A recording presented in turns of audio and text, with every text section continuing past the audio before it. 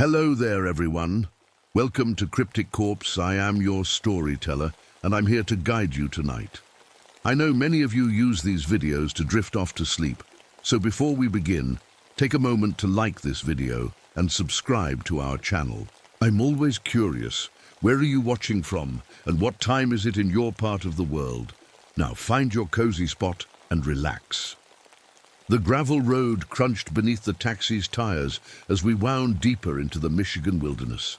Through the window, towering pines cast long shadows in the late afternoon sun, their branches reaching across the narrow path like gnarled fingers. I pressed my face against the cool glass, watching the forest grow denser with each mile we traveled from civilization.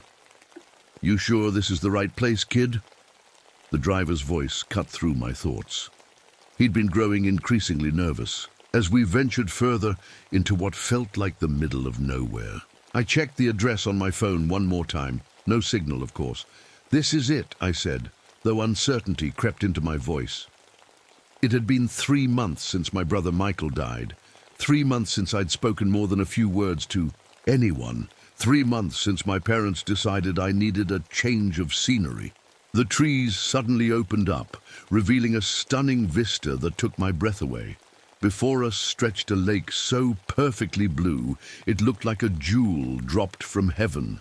The water was impossibly clear, reflecting the sky with mirror-like precision. A charming log cabin sat perched on a small hill, overlooking the shore, smoke curling lazily from its chimney. "Well, I'll be damned," the driver muttered. "It's beautiful." He was right. It was the kind of place you'd see on a postcard, the kind of pristine wilderness that made you believe in magic. But something about the perfection felt wrong, like a photograph that had been retouched too many times. Grandma Rose emerged from the cabin as we pulled up, her silver hair catching the sunlight. She looked exactly as I remembered from family gatherings when I was younger, sturdy, weathered, with eyes the color of storm clouds. But there was something different about her now, something I couldn't quite place. "Jenny, sweetheart," she called, opening her arms wide. "Welcome to Lake Serenity." I paid the driver and grabbed my single suitcase. As the taxi disappeared down the gravel road, the silence that descended was complete. No birds singing, no insects buzzing, no gentle lapping of water against the shore. Just perfect, unnatural quiet. "It's so still," I said, following Rose up the path to the cabin. She paused, glancing back at the lake with an expression I couldn't read. "It's been that way for 40 years, she said softly. "Ever since it was born." "Born!" I laughed nervously. "Lakes aren't born, Grandma. They're formed by glaciers or—" "This one was born," she said firmly, cutting me off. "Come inside. You must be tired." The cabin's interior was cozy and warm, filled with handmade quilts and the smell of freshly baked bread. But my eyes were drawn to the large windows that offered a perfect view of the lake. Even as the sun began to set, the water maintained its unsettling perfection. "I've prepared Michael's favorite room for you," Rose said, carrying my suitcase toward a narrow staircase. "He loved looking out at the water." My chest tightened at the mention of my brother's name. Michael was never here. Rose turned to look at me, her storm-cloud eyes suddenly ancient. "Wasn't he?" That night I stood at the bedroom window, staring out at the lake in the moonlight. The water glowed with an ethereal blue-green light that seemed to pulse gently, like a heartbeat. I told myself it was bioluminescence, some natural phenomenon I'd learned about in biology class, but I'd never seen anything like it. As I watched, shapes moved beneath the surface. Large, dark forms that glided through the depths with purposeful movement. Fish, I told myself, just fish. But fish didn't move in perfect geometric patterns. Fish didn't seem to be watching you back. I was still at the window when I saw the headlights coming down the gravel road. A pickup truck pulled up to the shore, and a young woman got out. Even from a distance, I could see her stumbling slightly, as if she were drunk or sleepwalking. She walked directly to the water's edge and stood there, swaying gently. I should have called out, should have run downstairs and stopped her, but something held me frozen at the window, watching as she took one step into the water, then another. The glowing beneath the surface intensified, and I swear I could hear something. Not quite music, not quite voices, but something calling. The woman walked deeper into the lake until the water reached her waist, then her chest, then her shoulders. Just before her head went under, she turned and looked directly up at my window. Even across the distance, I could see her eyes were wide with terror. She was screaming, but no sound reached me. Then she was gone, and the lake returned to its perfect glowing stillness. I woke up gasping, my sheets soaked with sweat. For a moment, I thought the drowning had been a nightmare. Another addition to the collection of horrors that had been plaguing my sleep since Michael died. But when I looked out the window, the pickup truck was still there, sitting empty beside the lake. Downstairs, I found Rose making breakfast, humming quietly to herself. She looked up when I entered the kitchen, her expression serene. "Sleep well, dear?" "There was a woman," I said, my voice hoarse. "Last night she went into the lake." Rose's hand stilled on the spatula she was holding. "What woman?" "I saw her from my window. She drove up in that truck." I pointed toward the shore. "She walked into the water and didn't come back out." Rose set down the spatula and walked to the window. She stared at the truck for a long moment, her lips pressed into a thin line. "Katie Morrison," she said finally. "I've been expecting her." "Expecting her? Grandma, we need to call the police. She drowned." "No, Jenny." Rose turned back to me, and for the first time, I saw something hard in her eyes. She got what she deserved. The words hit me like a physical blow. This wasn't the grandmother I remembered, the one who used to bake cookies and tell bedtime stories. This woman was different, colder. "I don't understand." Rose sighed and sat down across from me. Katie Morrison worked for Apex Industries. They've been dumping mercury into the Traverse River for 3 years. Fish are dying, children are getting sick, and Katie knew about it. She helped cover it up. That doesn't mean she deserved to die, doesn't it? Rose's voice was barely above a whisper. How many children will never grow up because of the poison she helped spread? How many families will lose everything because their water is undrinkable? I stared at her, trying to reconcile this stranger with the woman who had raised my father. "You're talking like the lake killed her on purpose." Rose was quiet for a long time. When she finally spoke, her voice was filled with something that might have been regret. "The lake remembers, Jenny. It remembers every crime, every act of greed that poisoned it. And sometimes it calls in debts." That afternoon, I walked down to the shore, drawn by a morbid curiosity I couldn't shake. The truck was still there, keys dangling from the ignition. Inside, I found Katie Morrison's purse, her driver's license, showing a tired-looking woman in her 30s with hollow eyes. The lake was as perfect as ever, showing no sign that it had claimed a life just hours before. I knelt at the water's edge and peered into the depths. The water was so clear I could see all the way to the bottom, 30 feet down. And there, scattered across the lake bed, were shapes that made my blood run cold. Cars, dozens of them, arranged in neat rows like some underwater parking lot.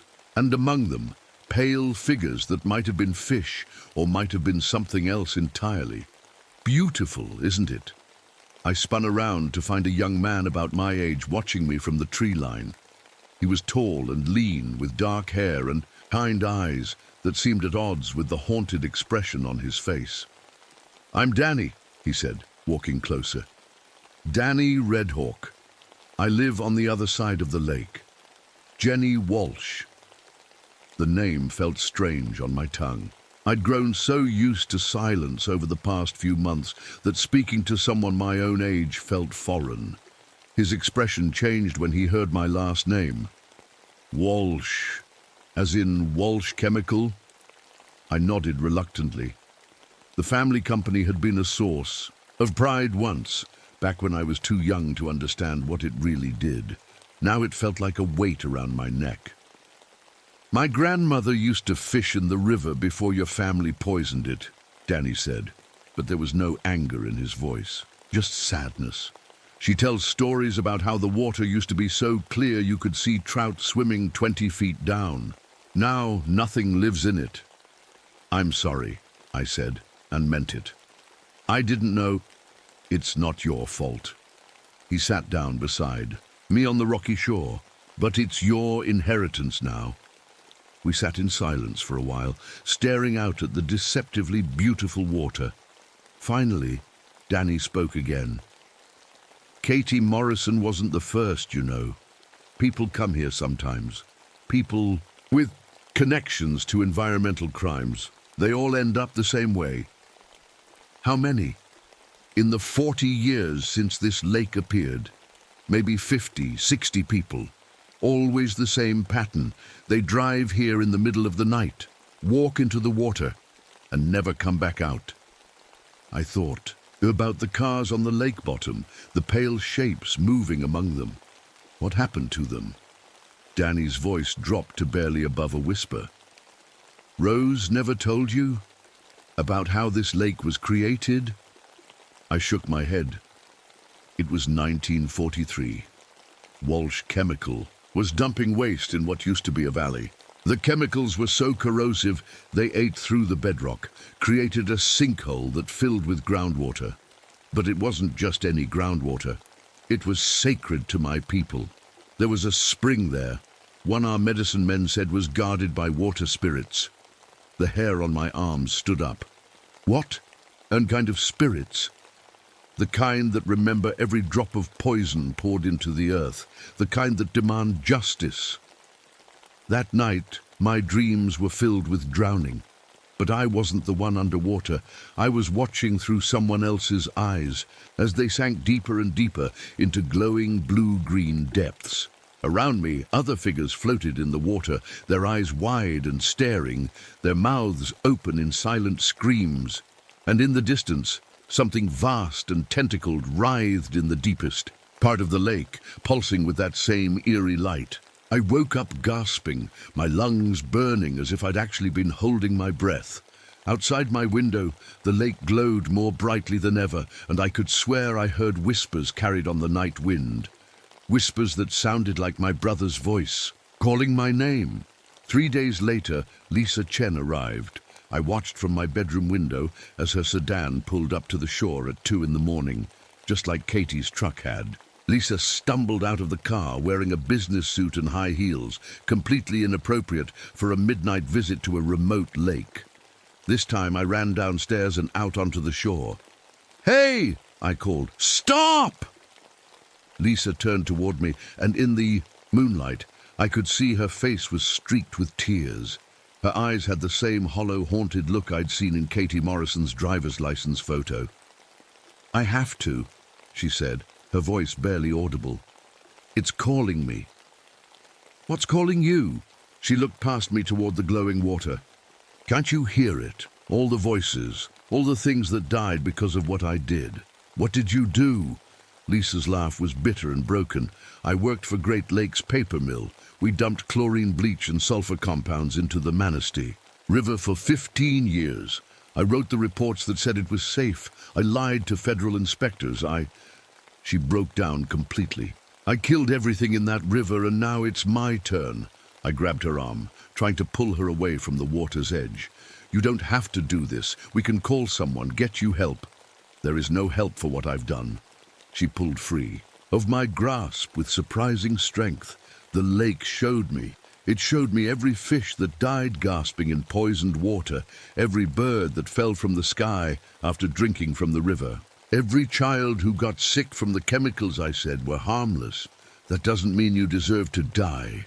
Lisa looked at me with eyes full of infinite sadness. "Yes, it does."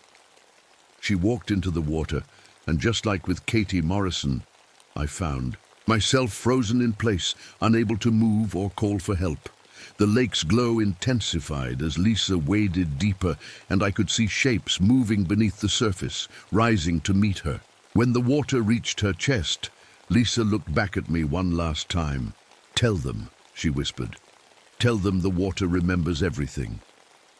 Then she was gone, leaving only ripples that quickly smoothed back to perfect stillness. This time, Rose was waiting for me when I returned to the cabin. She sat in her rocking chair by the fireplace, knitting needles, clicking rhythmically. "You tried to stop her," she said without looking up. "Of course I tried to stop her. She was going to kill herself." "She was already dead, Jenny. Has been. For years. The lake just collected what was owed." I stared at my grandmother, this woman who had become a stranger. "How can you be so calm about this? 2 people have died. 2 people who poisoned the earth for profit. Rose's needles never stopped clicking. 2 people who destroyed entire ecosystems and never lost a moment's sleep over it. The lake is more merciful than they were. At least it gives them a choice." "What choice?" "They could have turned around, could have driven away. But guilt is a powerful force, Jenny. It calls to like." Over the next week, I learned more about the lake's victims from Danny. He'd been keeping a record for years, documenting each person who disappeared into the glowing waters. The pattern was always the same. Environmental criminals drawn from hundreds of miles away, arriving in the dead of night with expressions of desperate guilt. There was Mike Torres, who had illegally disposed of medical waste in groundwater. Sarah Fleming, whose factory had released benzene into the air above her elementary school. Robert Nash, who had covered up a chemical spill that contaminated drinking water for 3 counties. All of them had come to the lake. All of them had walked into the water. None of them had ever been seen again. "But here's the thing," Danny said as we sat by the shore one afternoon. "The lake wasn't always like this. My grandfather remembers when it was just a normal body of water, maybe a little cleaner than most. The consciousness, whatever's down, and there, it grew over time." "Grew how?" "Fed by guilt, powered by industrial poison. Every environmental crime in the Great Lakes region makes it stronger. Every act of ecological destruction gives it more power to call people here." I thought about the shapes I'd seen moving in the depths, the cars scattered across the lake bottom like offerings. "What happens to them down there?" Danny was quiet for a long time. "My grandmother says the water spirits don't kill you. They preserve you. Keep your consciousness alive so you can experience what you put others through. Eternal drowning, eternal awareness of every life your actions destroyed." The thought made me sick. That's horrible. Is it worse than what they did, than letting children drink poisoned water, than destroying entire species for profit? I didn't have an answer for that. That night I dreamed I was underwater again. But this time I could see the other dreamers around me. Katie Morrison, Lisa Chen, dozens of others floating in the glowing depths. Their eyes were open, aware and filled with an agony that had lasted decades, and beneath us all, something vast and alien pulsed with accumulated rage and sorrow. It wasn't a monster, I realized. It was justice made manifest, the Earth's immune system responding to industrial infection. When I woke up, Rose was sitting beside my bed. "The dreams are getting stronger," she said. I sat up, my heart racing. "How did you know?" "Because I've been having them for 40 years, ever since I helped create that thing down there." The words hit me like a physical blow. "You created it." Rose's face was etched with lines of guilt and regret. "Walsh Chemical was my company before it was your father's. I was the one who chose to dump the waste in that sacred valley.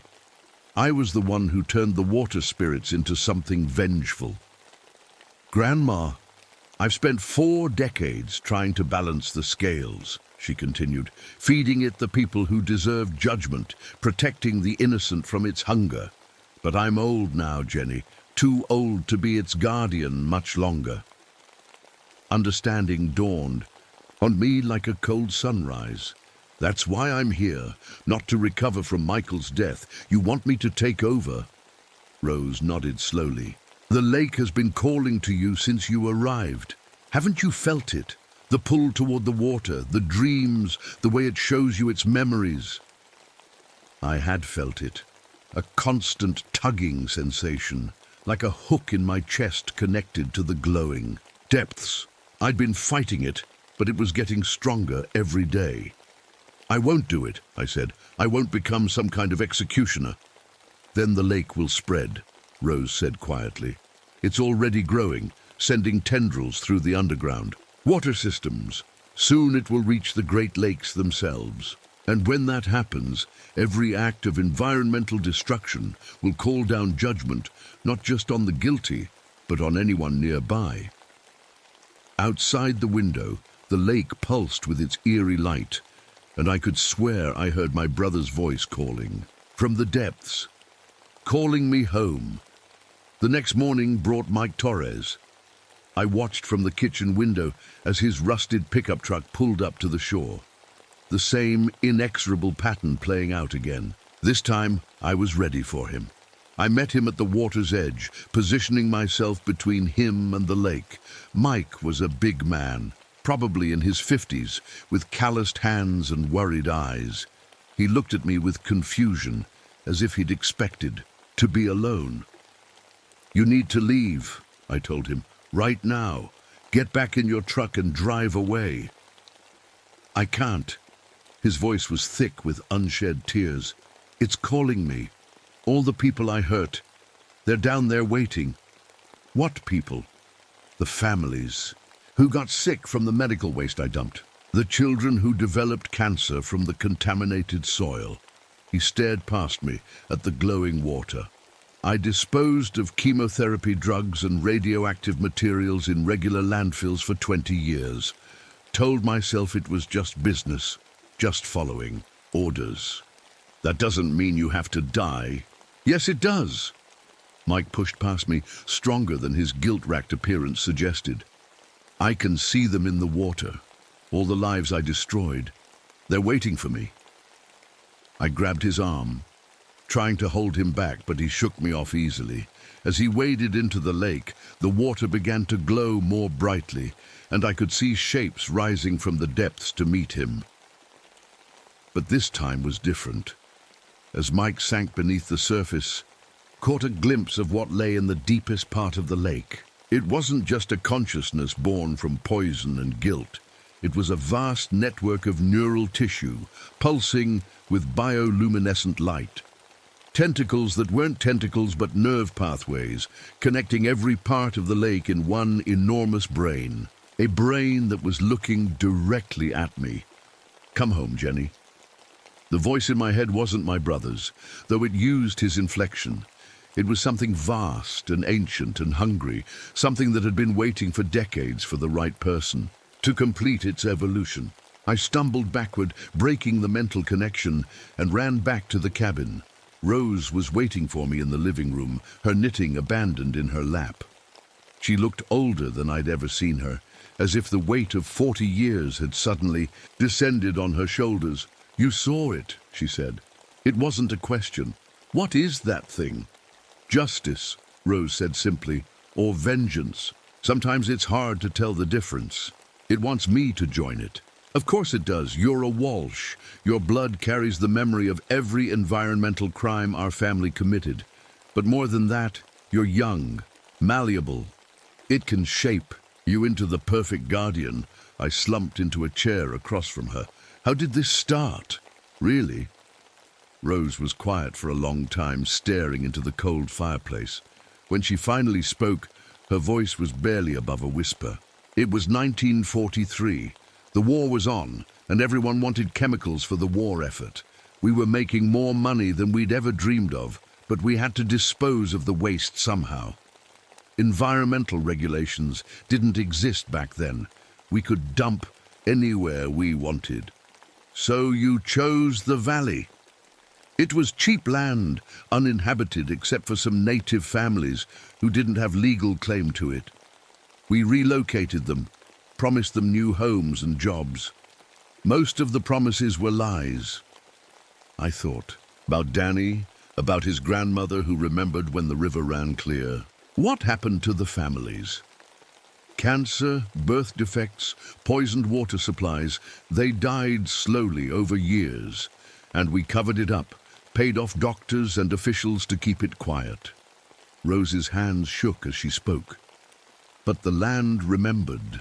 The water spirits the Ojibwe spoke of, they were real, Jenny, and when our chemicals poisoned their sacred spring, they changed into what's down there now. Into something that could hold us accountable, something that could judge us for what we'd done. Rose looked at me with eyes full of ancient pain. At first, it was just dreams, nightmares about drowning, about the families we'd destroyed. But then the lake started calling people, environmental criminals from across the region, all drawn by their own guilt. And you've been feeding it for 40 years. I've been guiding it, teaching it to focus on the truly guilty, to spare the innocent.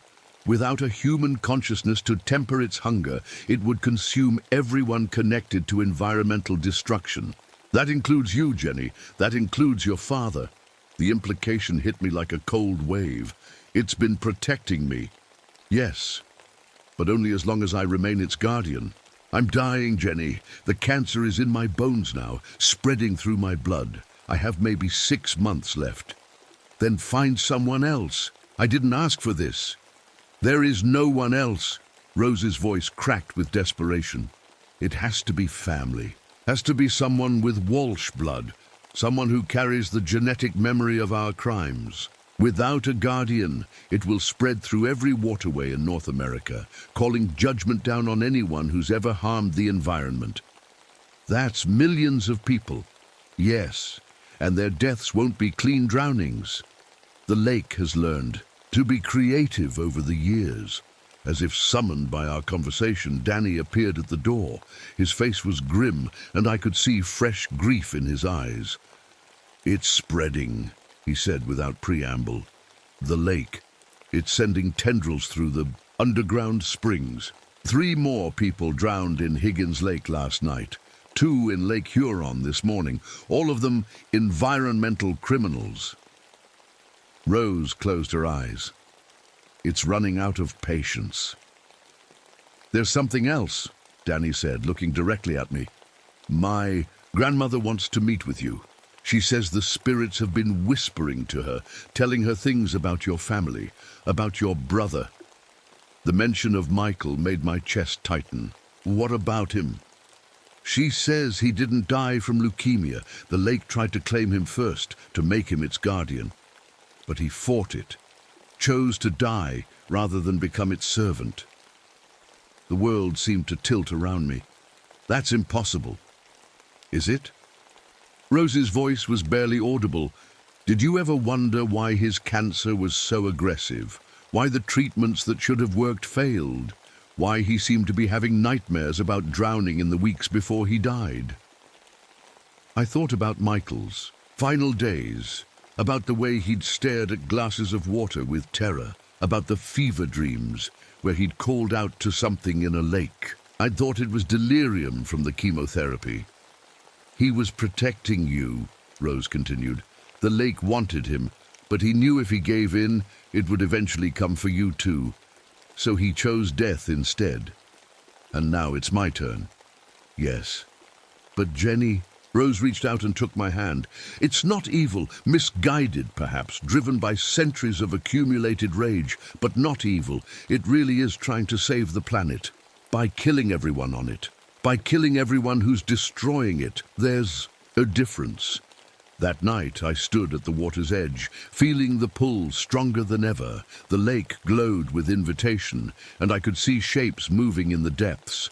Not just the victims, but something larger. The neural network that connected them all, pulsing with alien intelligence. You could end the suffering, it whispered in my mind. Your brother's sacrifice was noble, but unnecessary. Join us willingly and we can be precise, surgical. Only the truly guilty need die. And if I refuse, Then we spread anyway. But without your guidance, without your human conscience to temper our judgment, the definition of guilt becomes broader. I thought about my father, about all the Walsh Chemical employees who were just trying to make a living, about the millions of people who drove cars and used electricity and consumed products made by polluting industries. Choose quickly, the voice urged. Your grandmother's time grows short, and our patience shorter still. Behind me, I heard footsteps. Rose approached slowly, her breathing labored. I'm going to join it, she said quietly. Tonight, my cancer is spreading faster than expected, and I can feel its hunger growing. Without a guardian, even for a few days. Grandma, no. It's time, Jenny. I've held this responsibility for 40 years, and I'm tired, so very tired. She placed a wrinkled hand on my shoulder. I won't ask you to take my place, but I will ask you to consider it. The world is dying, and this might be the only way to save it. Rose walked past me toward the water, her steps sure and steady, despite her frailty. As she waded in, the lake's glow intensified, welcoming her home. Tell them, she called back, to me echoing Lisa Chen's final words. Tell them the water remembers everything. Then she was gone, and I was alone with the weight of 40 years of guilt and an impossible choice. In the depths of the lake, something vast and patient waited for my decision. The days following Rose's death passed in a blur of horror and revelation. Without a guardian to control it, the lake's influence spread like a cancer through the waterways of Michigan. Every morning brought news of more drownings, environmental criminals drawn from across the Great Lakes region to bodies of water that had never claimed lives before. Danny brought me newspaper clippings and radio reports. A chemical plant manager in Detroit found floating in the Rouge River. A mining executive in Minnesota discovered at the bottom of a previously safe swimming hole. A pesticide manufacturer in Wisconsin who drove 300 miles to throw himself into a lake that had turned the same glowing blue-green as my grandmother's. It's accelerating, Danny said as we sat in the cabin's kitchen, surrounded by evidence of the lake's growing power. My grandmother says the spirits are angry about Rose's death. They're not waiting for a new guardian anymore. I stared out at the lake, which pulsed with increased intensity. Even in daylight, I could see the bioluminescent glow beneath the surface, and the shapes moving in the depths had grown larger, more defined. How long do I have to decide? Maybe days, maybe hours. The longer you wait, the stronger it gets, and the less control you'll have once you join it.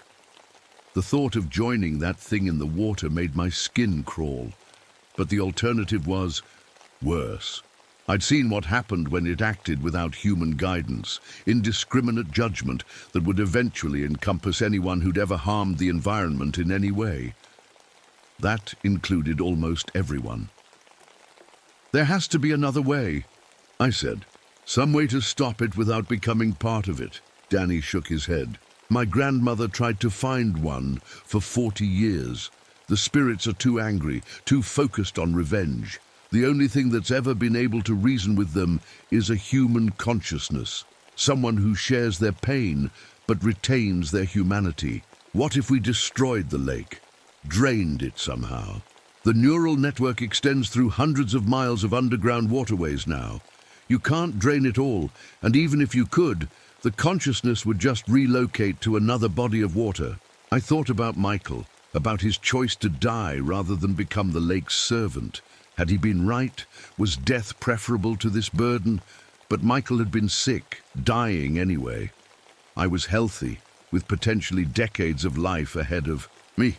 Decades I'd spend as something inhuman, calling environmental criminals to their deaths. That night, I dreamed of my brother one last time.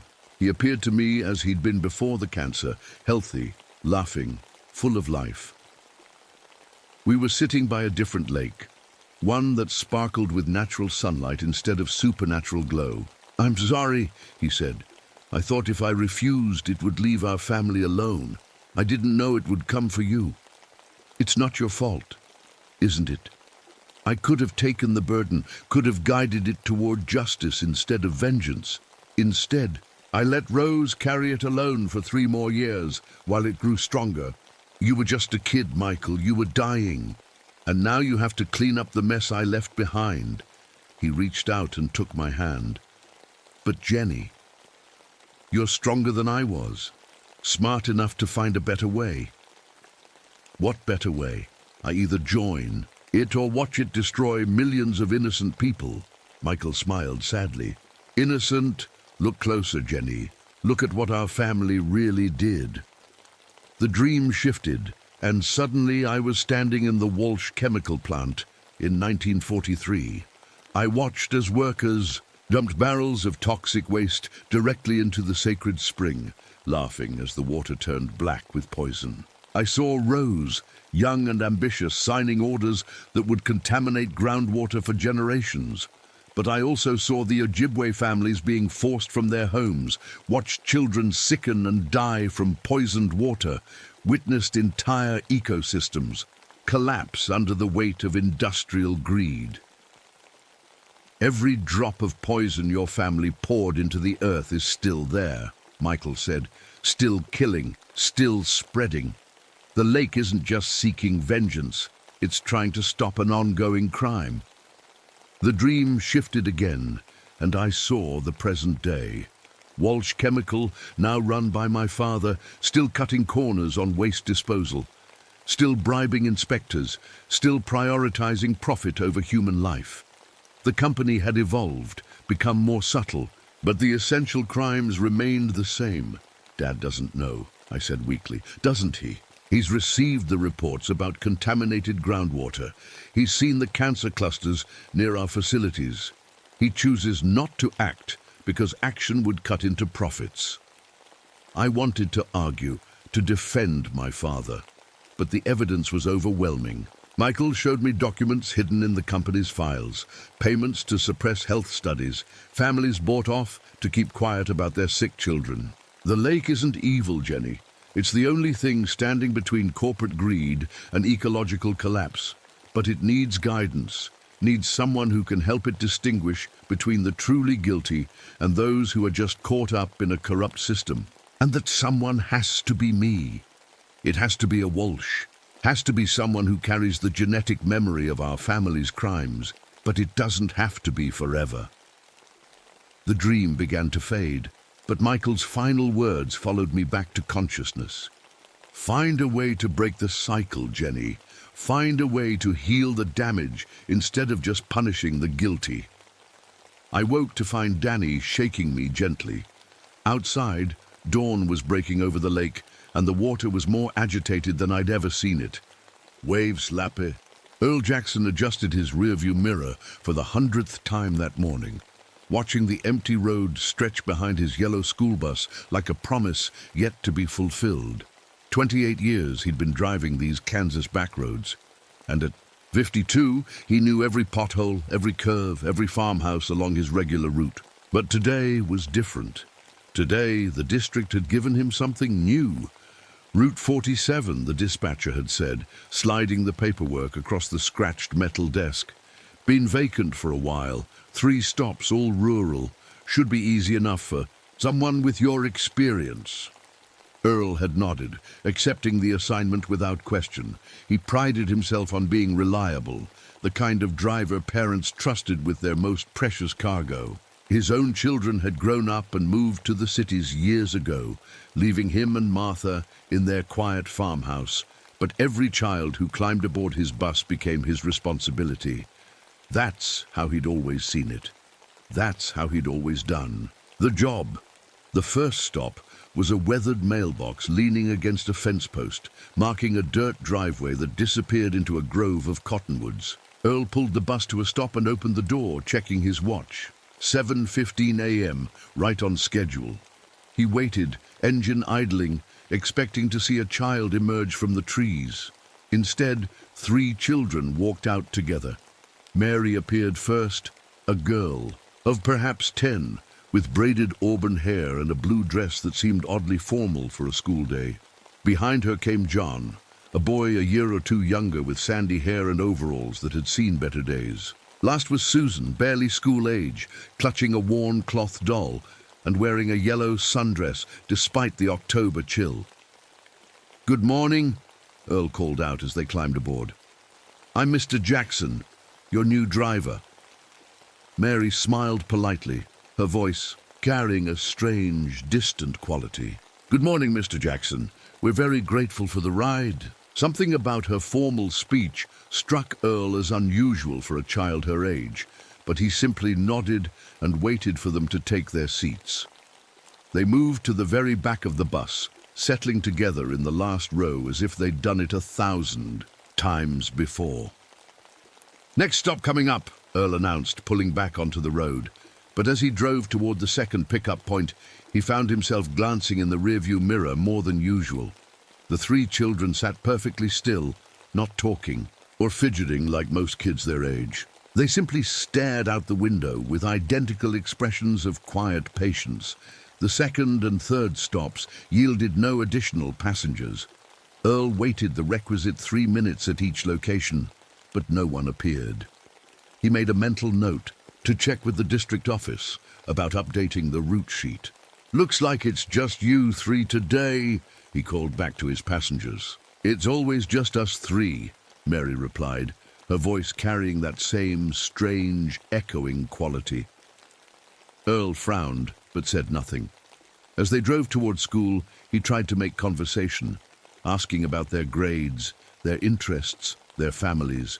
The children answered politely but vaguely, their responses feeling rehearsed, as if they were reciting lines from a play they'd performed countless times. By the time they reached Lincoln Elementary, Earl felt an odd sense of familiarity about the whole experience. Something about these children, about this route, about the way the morning light fell across the empty fields, stirred memories he couldn't quite grasp.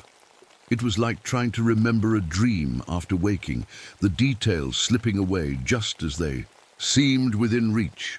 As the children filed off the bus, Mary paused at the top of the steps and looked back at him with eyes that seemed far too old for her young face. "Thank you for driving us home, Mr. Jackson," she said softly. "Home?" Earl questioned. "But we just arrived at school." Mary's smile was sad and knowing. "We'll see you this afternoon." Earl watched them walk toward the school building, 3 small figures moving in perfect synchronization. Something was wrong with this picture, though he couldn't put his finger on what. As he drove away, he found himself already looking forward to the afternoon run, to seeing those 3 strange, polite children again. He had no way of knowing that this feeling of anticipation, this inexplicable attachment to his new passengers, was the first crack in a wall that had been holding back the truth for 25 years. The afternoon pickup at Lincoln Elementary proceeded exactly as Earl expected it wouldn't. While other buses loaded up with chattering, energetic children eager to get home, his 3 passengers waited quietly by the flagpole, standing in the same formation as that morning. Mary in front, John in the middle, Susan bringing up the rear with her cloth doll. "How was school today?" Earl asked as they climbed aboard, settling into their familiar back row seats. "Fine, thank you," Mary answered for all 3, just as she had that morning. "We learned about arithmetic and spelling." Earl found their politeness charming but unnatural. Most kids their age would be bubbling over with stories about recess conflicts, favorite lunch foods, or playground games. These 3 spoke like miniature adults, their voices carrying that same distant, almost hollow quality he'd noticed earlier. As they drove away from town, the landscape opened up into rolling farmland, dotted with grain silos and weathered barns. The autumn afternoon was crisp and clear, with the kind of golden light that made Kansas beautiful despite its reputation for being plain. Earl had driven these back roads for decades, but this particular stretch felt both foreign and familiar, like returning to a childhood home after many years away. "Mr. Jackson," Mary's voice carried from the back of the bus. "Yes, honey. Do you remember us?" The question caught Earl off guard. He glanced in the rearview mirror, meeting Mary's serious gaze. "Remember you from where?" "From before." "Before? When?" But Mary had already turned back to the window, ending the conversation as abruptly as she'd started it. Earl felt a chill run down his spine that had nothing to do with the October air seeping through the bus windows. The drive to their stop took longer than Earl expected. The dirt road seemed to stretch endlessly through the cottonwood grove, branches scraping against the bus roof like skeletal fingers. When they finally reached the clearing where he'd picked them up that morning, Earl was surprised to see no house, no farmyard, no sign of human habitation beyond the leaning mailbox. "Is this really your stop?" he asked, turning in his seat, to look at the children. "This is where we get off," Mary confirmed. "But where's your house? Where are your parents?" The three children exchanged a look that seemed to carry volumes of unspoken communication. Then Susan, speaking for the first time since Earl had met her, said in a voice barely above a whisper, "Our parents are waiting for us." They filed off the bus without another word, disappearing into the trees with the same synchronized movement Earl had noticed at school. He sat there for several minutes, engine idling, waiting to see them emerge from the grove and head toward some hidden farmhouse, but they never reappeared. That evening, Earl couldn't shake his concern for the three children. Over dinner, he mentioned them to Martha, describing their odd behavior and the mysterious pickup location. "Maybe you should call the school," Martha suggested, passing him the mashed potatoes. "Make sure they're actually enrolled students." "I'm sure they are," Earl replied, though he wasn't sure at all. They knew exactly where to wait for the bus. The next morning, Earl arrived at the Cottonwood Grove 5 minutes early, hoping to catch a glimpse of where the children actually lived. But at precisely 7:15, they emerged from the trees in their same formation, wearing identical clothes from the day before. Mary in her blue dress, John in his worn overalls, Susan in her yellow sundress. "Good morning, Mr. Jackson," Mary said as they boarded. "We're very grateful for the ride." The exact same words, spoken in the exact same tone. Earl felt the hair on the back of his neck stand up. By the end of the first week, a pattern had emerged that both comforted and disturbed him. The children appeared at precisely the same time each morning and afternoon, wearing the same clothes, speaking the same words, exhibiting the same eerily polite behavior. They never brought backpacks, lunchboxes, or any of the typical student paraphernalia. They never seemed to age or change or grow more familiar with him despite their daily interactions. But Earl found himself growing increasingly protective of them. Something about their quiet dignity, their old-fashioned manners, their air of profound sadness stirred his paternal instincts. He began bringing extra sandwiches, offering them snacks for the ride home. The children always accepted, graciously, but never seemed to actually eat what he gave them.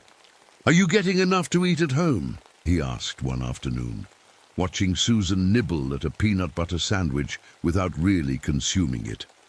"We don't get hungry anymore," Mary replied, that strange echo in her voice more pronounced than usual. Other children on Earl's regular routes began to complain. "Those 3 kids from Route 47 are weird," a 5th grader named Tommy told him. "They made Jessica's classroom cold just by walking past." "Cold how?" Earl asked. "Like winter cold, like they bring winter with them wherever they go." Earl dismissed the comment as childhood imagination, but he couldn't dismiss the growing certainty that something was profoundly wrong with his new route. These children needed help, needed protection, needed someone to care about what happened to them. And for reasons he couldn't explain, he felt certain that someone was supposed to be him. He just didn't understand why the feeling was so familiar, or why every afternoon drive through that Cottonwood Grove felt less like a new experience and more like a memory he was being forced to relive. The call came on a Tuesday morning, just as Earl was finishing his pre-trip inspection. Helen Martinez, a social worker from the county office, had requested a meeting about concerns regarding students on Route 47. Earl agreed to meet her at the Cottonwood Grove that afternoon, figuring she wanted to discuss the children's living situation. He'd been wondering about that himself. In 3 weeks of driving Mary, John, and Susan, he'd never seen an adult, never witnessed any sign of parental involvement. The children appeared from the trees each morning as if materialized from thin air and vanished into the same trees, each afternoon like ghosts returning to their resting place. That afternoon, Earl arrived at the pickup spot early and waited for Ms. Martinez. She pulled up in a county sedan just as the school bus doors were closing behind his 3 passengers. A woman in her 30s with kind eyes and a professional demeanor. She approached the bus with a clipboard and a concerned expression. "Mr. Jackson, I'm Helen Martinez. Thank you for meeting with me." "Of course. What's this about?" Helen glanced toward the grove where the children had disappeared. "I've been trying to locate the family that's supposed to live out here. According to our records, 3 children are enrolled at Lincoln Elementary with this address. But when I drove out here last week, I couldn't find any residents." Earl felt a chill that had nothing to do with the October air. "You couldn't find their house?" "Mr. Jackson, there is no house. I walked through those trees for over an hour. There's nothing back there but an old foundation, maybe from a farmhouse, that burned down years ago." The words hit Earl like a physical blow. He stared at the Cottonwood Grove, trying to process what she was telling him. "But the children, they live somewhere.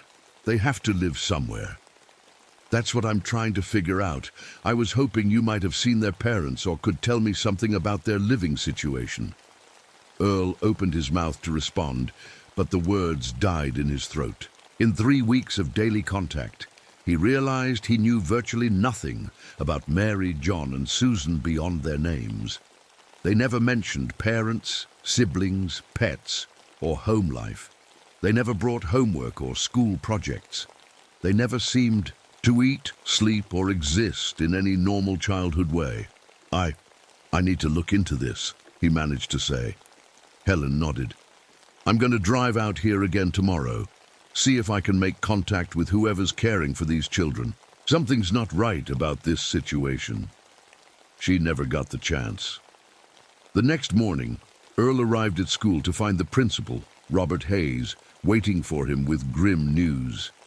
Helen Martinez had been found dead in her car at the bottom of a ravine along County Road 47, the same road Earl drove every day to pick up his 3 passengers. "Looks like she lost control on that curve near the old Whitmore place," Principal Hayes explained. "Car went right through the guardrail. Hell of a thing. She was a good woman, really cared about the kids." Earl felt the blood drain from his face. The old Whitmore place.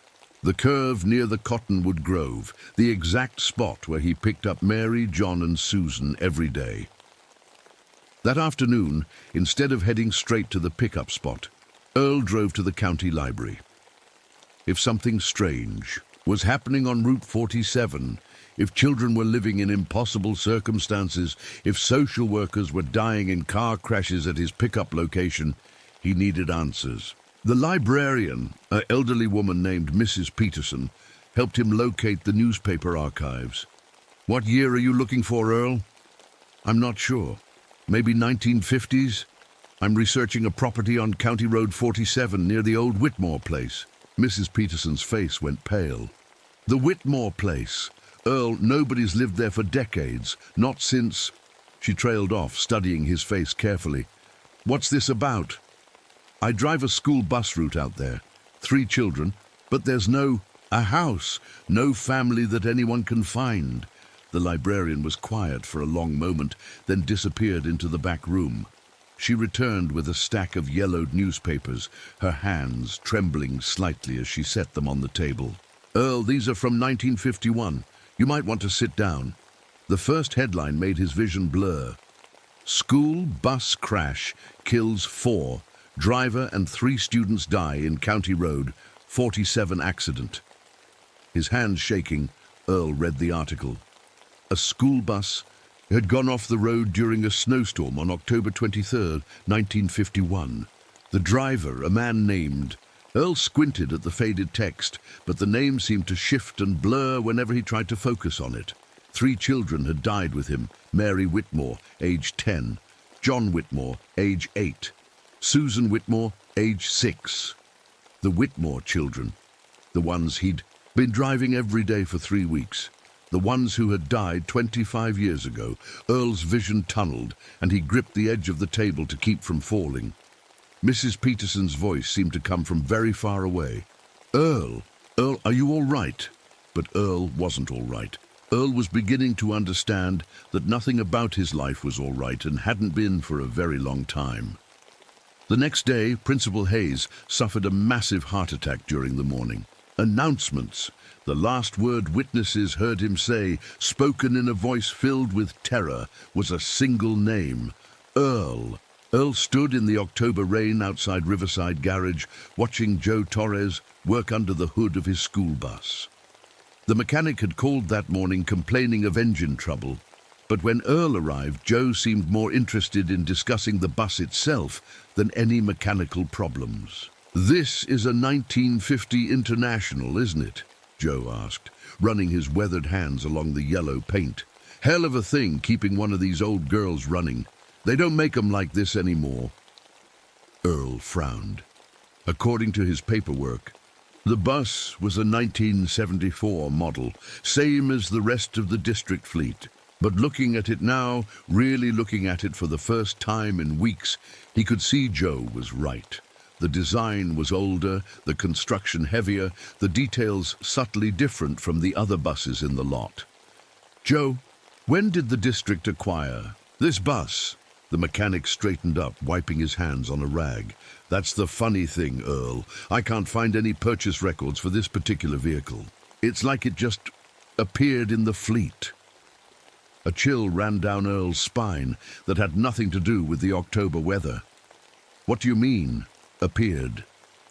"I mean there's no paperwork, no maintenance history, no inspection records. For all intents and purposes, this bus doesn't exist." Joe slammed the hood shut. "But here it is. And you've been driving it every day. Strange thing is, I could have sworn I'd seen it before, years ago. But that's impossible, right?" That night, Earl's dreams were vivid and terrifying. He found himself behind the wheel of the school bus, but the road ahead was covered in snow and the windshield wipers couldn't keep up with the blizzard. In the back of the bus, 3 children sat quietly, their faces pale and frightened. "We want to go home," Mary said, her voice echoing strangely in the dream. "Please, take us home." Earl tried to respond, tried to reassure them, but when he opened his mouth, no sound came out. The bus was sliding, skidding, and he couldn't control it. The last thing he saw before jerking awake was the guardrail rushing toward them, the headlights illuminating a drop into darkness. He woke up screaming Martha's name, but she didn't answer. She hadn't been answering much of anything lately. For the past 2 weeks, since Helen Martinez's death, Martha had been acting strange. She barely ate, rarely spoke, and spent most of her time staring out the kitchen window toward the road. When Earl tried to talk to her about it, she looked at him with eyes that seemed to see right through him. "Martha, you're scaring me," he told her over breakfast.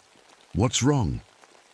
She turned those hollow eyes on him and said, "You look just like him, you know, just like Earl did." "Martha, I am Earl. I'm your husband." But she'd already turned back to the window, lost in whatever private hell was consuming her thoughts. The next afternoon, Earl decided to drive past the Cottonwood Grove instead of stopping. He needed to see the foundation Helen Martinez had mentioned, needed to prove to himself that there was a logical explanation for everything that had been happening. But when he tried to drive past the pickup spot, the bus seemed to slow down on its own, the steering wheel turning against his will. He found himself pulling over at the familiar mailbox, opening the doors, waiting for his 3 passengers exactly as he had every day for the past month. Mary, John, and Susan emerged from the trees in their usual formation, wearing their usual clothes, speaking their usual words. But this time, Earl noticed something he'd missed before. Their clothes weren't just old-fashioned, they were period-appropriate. For the 1950s, Mary's blue dress was the kind girls wore to school in 1951.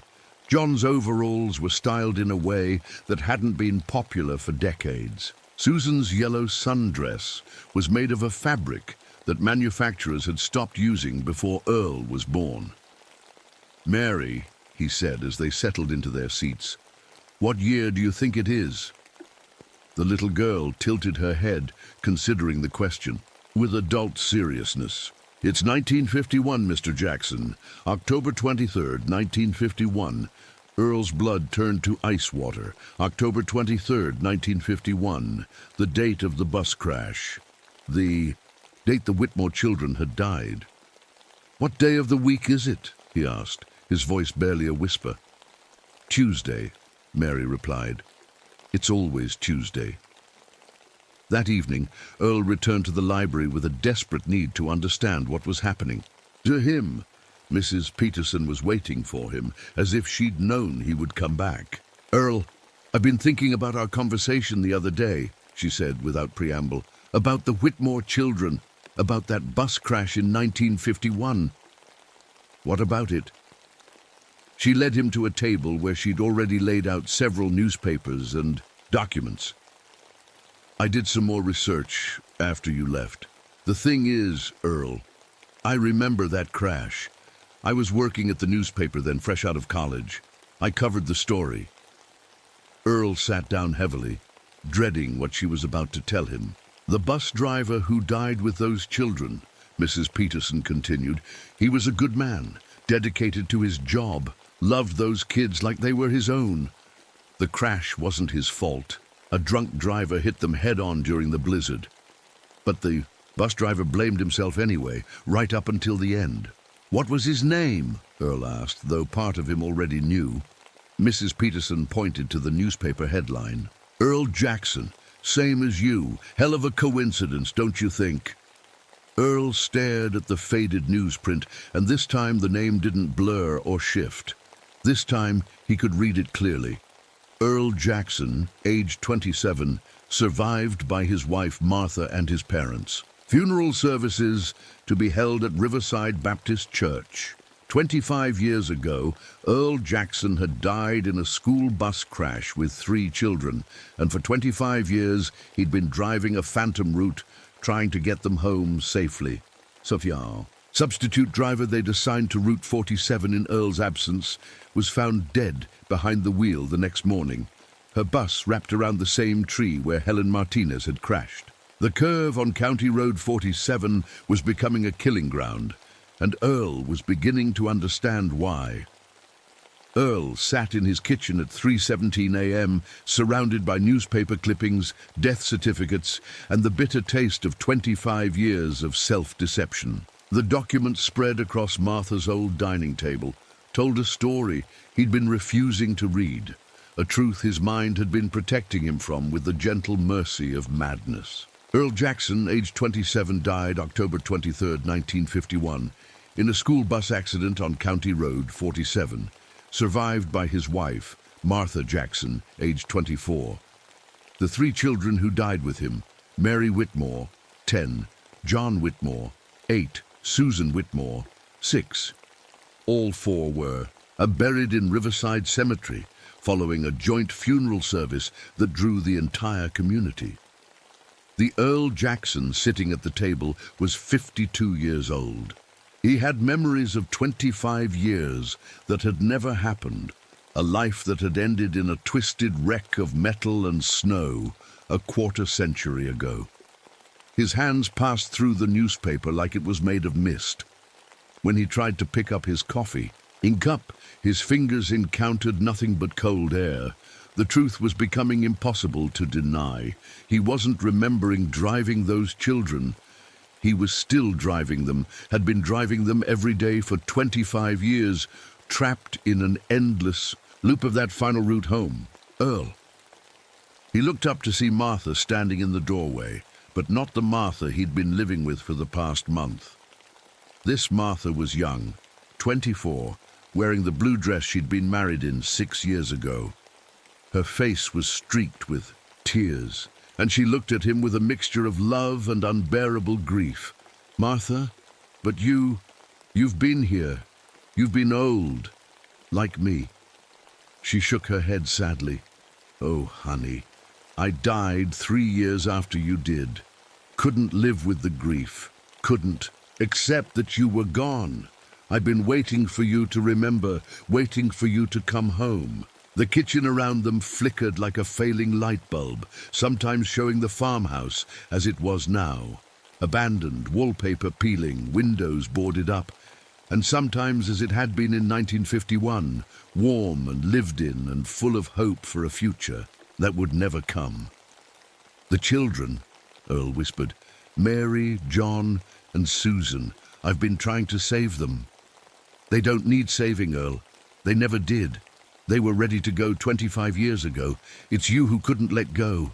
Your guilt, your feeling that you failed them, it's what's been keeping all of you trapped here.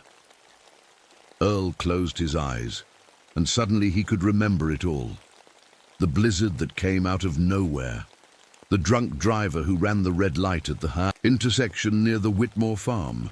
The way the bus had skidded, how he'd fought the wheel, trying desperately to regain control. The moment of impact when he'd known, with absolute certainty, that he'd failed to protect the 3 children in his care.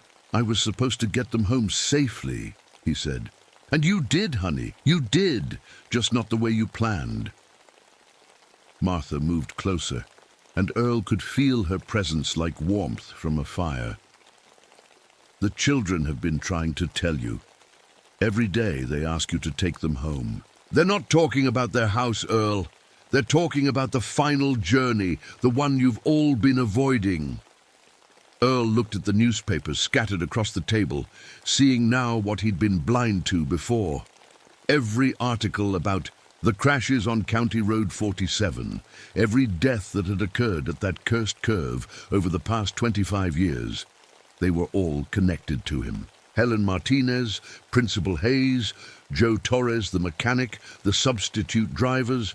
They had all died because they'd gotten too close to the truth about Route 47, too close to the phantom bus and its ghostly passengers. I'm killing people, he said, the realization hitting him like a physical blow. My refusal to accept what happened. It's making that curve dangerous for anyone who comes looking. The dead can't hurt the living directly, Martha said gently. But guilt this strong, trauma this deep, it creates disturbances, echoes, places where the past bleeds through into the present. Earl understood now why the children wore the same clothes every day, why they spoke the same words, why they never seemed to grow or change. They were stuck in October 23rd, 1951, reliving their last day over and over because he wouldn't let them go. What do I do? He asked. Martha smiled, and in that smile was all the love and forgiveness he'd been denying himself for 25 years. You do what you've always done, Earl. You take care of the children. You drive them home. Outside, Earl could hear the familiar sound of the school bus engine starting up, though he wasn't anywhere near the vehicle. The phantom bus was calling, ready for one final route. Will you come with us? He asked Martha. I've been waiting 25 years to ride with you again, she said, taking his hand. Her touch felt real, warm, alive. Let's go get those children and take them where they need to go. And as they walked toward the door, the farmhouse around them solidified into its 1951 appearance one last time, clean and bright and full of the promise of the life they should have had together. Earl understood that this too was part of letting her go, saying goodbye not just to the children's dreams, but to his own. The school bus was waiting in the driveway, its yellow paint gleaming as if freshly washed, its engine purring with mechanical perfection. Through the windows, Earl could see 3 small figures sitting in the back row, patient as always, ready for their final ride home. Earl climbed behind the wheel of the phantom bus with Martha beside him, feeling more complete than he had in 25 years. The interior looked exactly as it had on that snowy Tuesday in 1951. Clean vinyl seats, the smell of diesel fuel and chalk dust, autumn sunlight streaming through windows that should have been tinted with decades of grime. In the rearview mirror, he could see his 3 passengers waiting with their usual quiet dignity. But something was different now. Their faces, while still pale, held a peacefulness that hadn't been there before. They were no longer trapped in the terrified final moments of their lives. They were simply 3 children ready to go home. "Are we ready?" Earl asked, his voice carrying clearly to the back of the bus. "We've been ready for a long time, Mr. Jackson," Mary replied, but there was no reproach in her tone, only gentle understanding. "We were just waiting for you."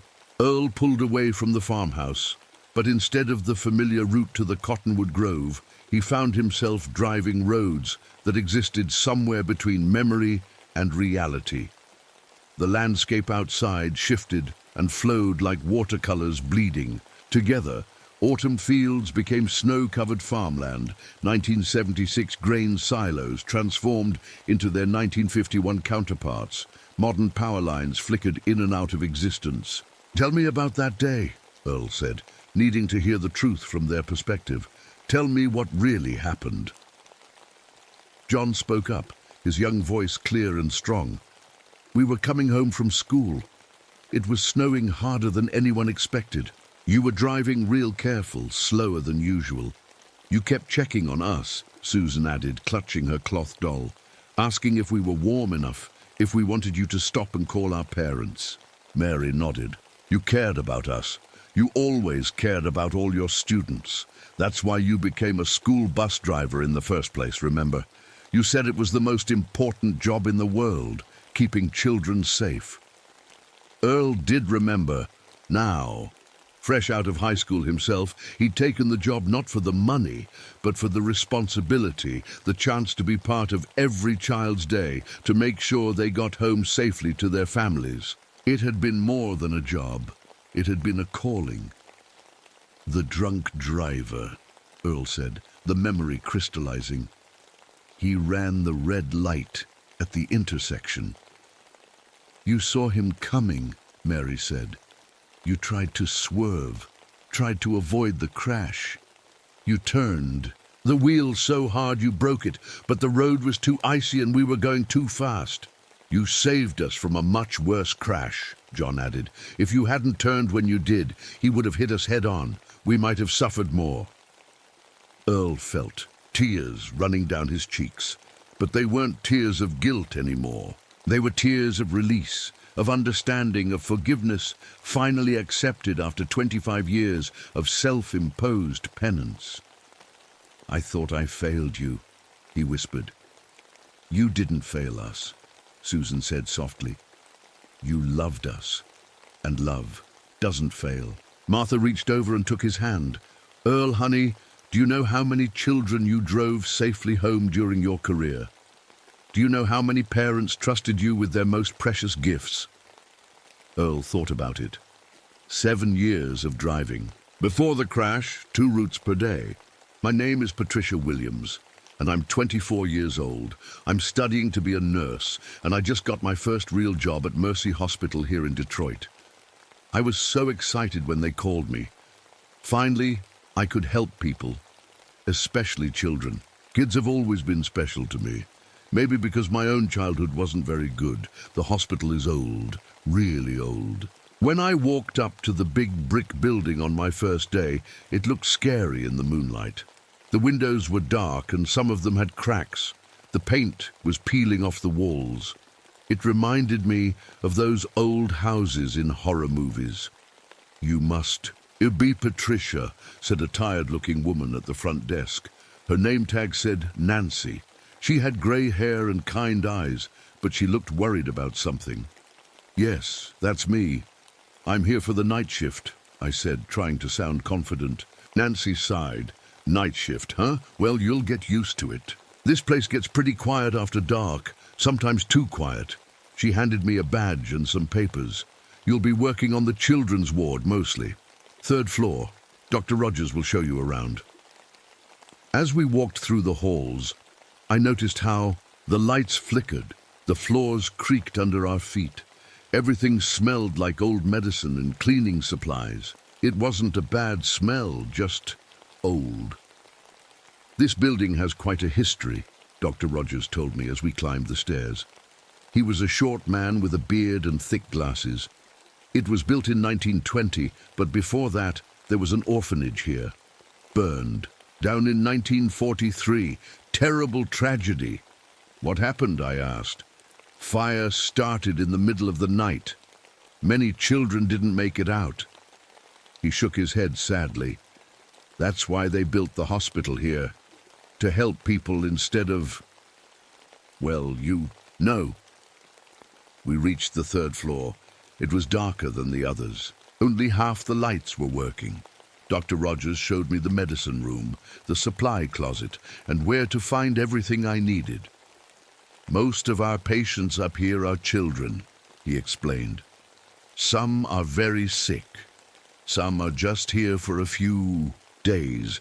You'll learn to love them all. I smiled. I already do. He looked at me strangely for a moment. That's good. That's what we need here. Someone who cares. After Dr. Rogers left, I started my rounds. Room 301 had a little boy named Tommy. He was only 6 years old and had pneumonia. He was sleeping, but his breathing sounded rough. Room 302 was empty, but the bed was unmade like someone had just left. I made it up with fresh sheets. Room 303 had a girl named Sarah. She was 8 and had a broken leg. She was awake and looked scared. Hi, Sarah, I whispered. I'm Patricia. I'm your nurse tonight. Where's Nurse Betty? She asked. She went home. I'm here to take care of you. Now! Sarah stared at me for a long time. Do you hear them too? Hear what? The children. They walk around at night. They're looking for something. I felt a chill run down my back. What children? The ones who can't sleep. They're sad. They cry sometimes. I told myself she was just scared because she was in a strange place.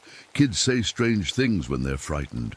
But as the night went on, I started to hear things too. Footsteps in the hallway when no one was there. Doors closing by themselves. And once, I could have sworn I heard a child laughing somewhere far away. Around 3 in the morning, I was writing notes at the nurse's station when I heard it clearly. A little girl's voice singing a lullaby. It was coming from the end of the hall, near the stairway that led to the 4th floor. I walked toward the sound, my heart beating fast. The singing stopped when I got close to the stairs. I looked up toward the 4th floor, but everything was dark. Hello? I called softly. Nothing. I was about to go back when I saw something. On the floor, a small toy block. It was red and had the letter M on it. I picked it up and looked around. How did a toy get here?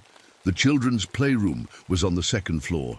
I put the block in my pocket and went back to my desk, but I couldn't stop thinking about it, or about what Sarah had said, or about the singing.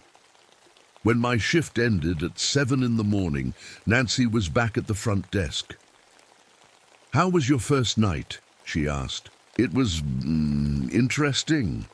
Do other nurses ever report strange things happening here? Nancy's face changed. She looked scared for a moment, then tried to smile. What kind of strange things? Sounds? Voices? Things like that? She was quiet for a long time. Then she leaned closer to me and whispered, Patricia, let me give you some advice. When you work nights in an old place like this, sometimes your mind plays tricks on you. Don't let it get to you. Just do your job and take care of the patients. That's all that matters. But as I walked to my car, I could feel someone watching me from the hospital windows. When I turned around, I saw a small face looking down from the 3rd floor. It was gone in a second, but I knew what I saw. A child who shouldn't have been there. I drove home thinking about my first night at Mercy Hospital. I was excited to come back tomorrow. I wanted to help those sick children. I wanted to make them feel better. I had no idea that some things can't be made better. Some things can only get worse. My second night at Mercy Hospital felt different. The building seemed quieter, but not in a peaceful way. It was the kind of quiet that makes you hold your breath. I arrived at 10 o'clock, just like before. Nancy was at the front desk again, but she barely looked at me when I signed in. "Everything okay, Nancy?" I asked. She glanced around like she was checking if anyone else was listening. "Patricia, did you tell anyone about what you heard last night?" "No, should I have?" "No," she said quickly. "I mean, it's probably nothing. Old buildings make noises, that's all." But her hands were shaking when she handed me my badge. I went upstairs to start my rounds. Tommy was still in room 301, sleeping peacefully. His breathing sounded better tonight. Sarah in room 303 was awake again. "You came back," she said when she saw me. "Of course I did. How are you feeling?" "Better. But they were here again last night." I sat down on the chair next to her bed. "Tell me about them, Sarah." She looked at me with big, serious eyes. "There's a little girl with long, dark hair. She wears a white dress that's all dirty. And there's a boy who's maybe 5 years old. He carries a teddy bear, but it's missing an eye." My heart started beating faster. "Where do you see them?" "They walk by my door sometimes. They never come in, though. I think they're looking for someone." "Looking for who?" Sarah shrugged. "Maybe they're mommy. Or maybe they're lost." I tucked her blanket around her. "Try to get some sleep, okay? I'll be right down the hall if you need anything." As I walked back to the nurse's station, I tried to tell myself that Sarah was just a scared little girl making up stories. But then I remembered the toy block I found. I still had it in my purse. Around midnight, I was checking on a new patient in room 305 when I heard footsteps in the hallway. Slow, careful footsteps, like someone was trying not to make noise. I poked my head out of the room. The hallway was empty, but the footsteps continued. They were moving toward the staircase that led to the 4th floor. "Hello?" I called softly. The footsteps stopped. I walked to where I heard them, but there was no one there. Just empty hallway and that staircase going up into darkness. The 4th floor was supposed to be closed for repairs. That's what Dr. Rogers told me. I was about to go back when I heard something else. A soft thud, like something being dropped. It came from upstairs. I knew I shouldn't go up there. But what if someone was hurt? What if a patient had wandered up there and fallen? I climbed the stairs slowly. Each step creaked under my feet, and the sound echoed in the empty stairwell. The 4th floor was completely dark. I used the flashlight from my belt to see. The hallway looked just like the 3rd floor, but everything was covered in dust. Some of the doors were boarded up, others hung open, showing empty rooms with old, broken furniture. I walked down the hall, my flashlight beam dancing on the walls. That's when I saw the handprints on one of the windows, small handprints, like a child had pressed their hands against the glass. But the weird thing was, they were on the outside of the window on the 4th floor. How could that be possible? I moved closer to look, and that's when I heard it. A child's voice, clear as anything. "Help me." I spun around, my flashlight cutting through the darkness. "Who's there?" Nothing. Just silence. But then I heard it again, from a different direction. "Help me, please." My hands were shaking as I moved the flashlight around the hallway. In the beam of light, I saw something that made my blood turn cold. A little girl, maybe 7 years old, standing at the far end of the hall. She had long, dark hair, just like Sarah described. Her white dress was dirty and torn. She was staring right at me. "Are you okay?" I whispered. She didn't answer. She just stood there, watching me. Then slowly she lifted her hand and pointed to one of the rooms behind me. I turned to look, and when I turned back, she was gone. I ran back to the staircase and down to the 3rd floor. My heart was pounding so hard I thought it might burst. I sat at the nurse's station and tried to catch my breath. Maybe I was just tired. Maybe the stress of a new job was getting to me. That had to be it. But when I went to check on Tommy at 2 in the morning, I found another toy block on the floor outside his room. This one was blue with the letter U on it. I picked it up and put it with the first one in my purse. 2 blocks, M and U, what did that mean? The rest of the night was quiet, but I couldn't shake.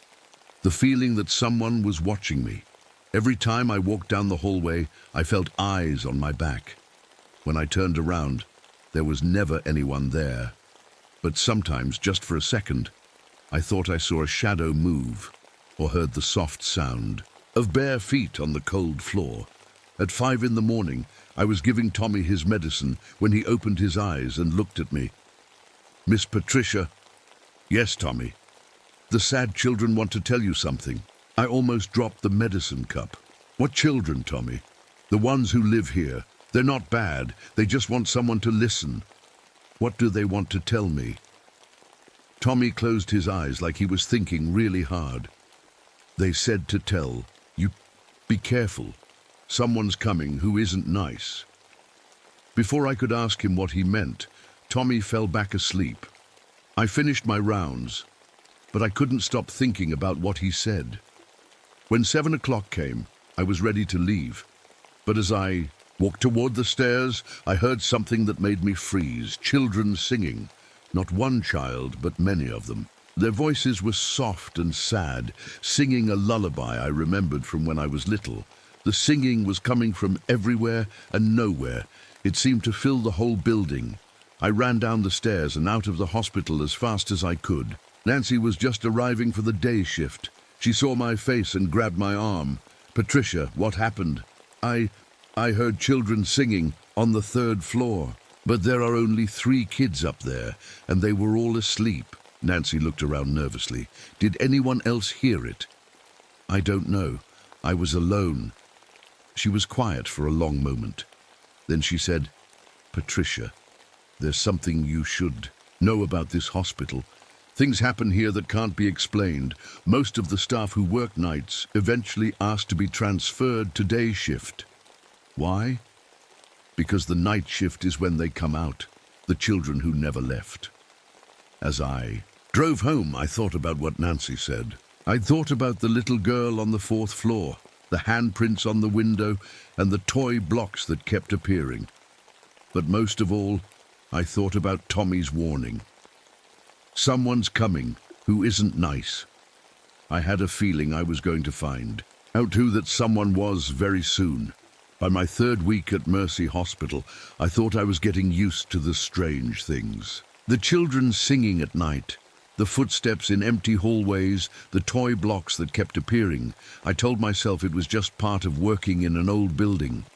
But then things started getting worse. It began with little Jimmy in room 304. He was only 4 years old and had come in with a bad fever. When I started my shift that Tuesday night, he was getting better. Dr. Rogers said he'd probably go home in a few days, but by morning Jimmy was gone. Not gone like he went home. Gone like dead. "I don't understand it," Dr. Rogers said, looking at Jimmy's chart. "His fever broke yesterday. His breathing was fine. There's no reason he should have..." He couldn't even finish the sentence. I stood there, staring at the empty bed where Jimmy had been sleeping just hours before. "When did it happen?" "Sometime between 3 and 4 in the morning. The night nurse found him around 4:30. "I'm the night nurse," I said, confused. Dr. Rogers looked at me strangely. "No, Patricia, you called in sick last night. Don't you remember?" I felt dizzy. "I called in sick?" "Yes, around 10 o'clock. You said you had a bad headache and couldn't." "Come in. Janet covered your shift, but I didn't remember calling in sick. I didn't remember having a headache. The last thing I remembered was getting ready for work like always." Dr. Rogers put his hand on my shoulder. "Are you feeling okay? You look pale." "I'm fine. Just tired, I guess." But I wasn't fine. I was scared. How could I not remember an entire night? That weekend I went to the library to research the hospital's history. I needed to understand what was happening to me and why I kept seeing those children. The librarian helped me find old newspaper articles about the orphanage fire in 1943. The headlines were terrible. Dozens of children die in orphanage fire, and tragic blaze claims young lives. But one article caught my attention.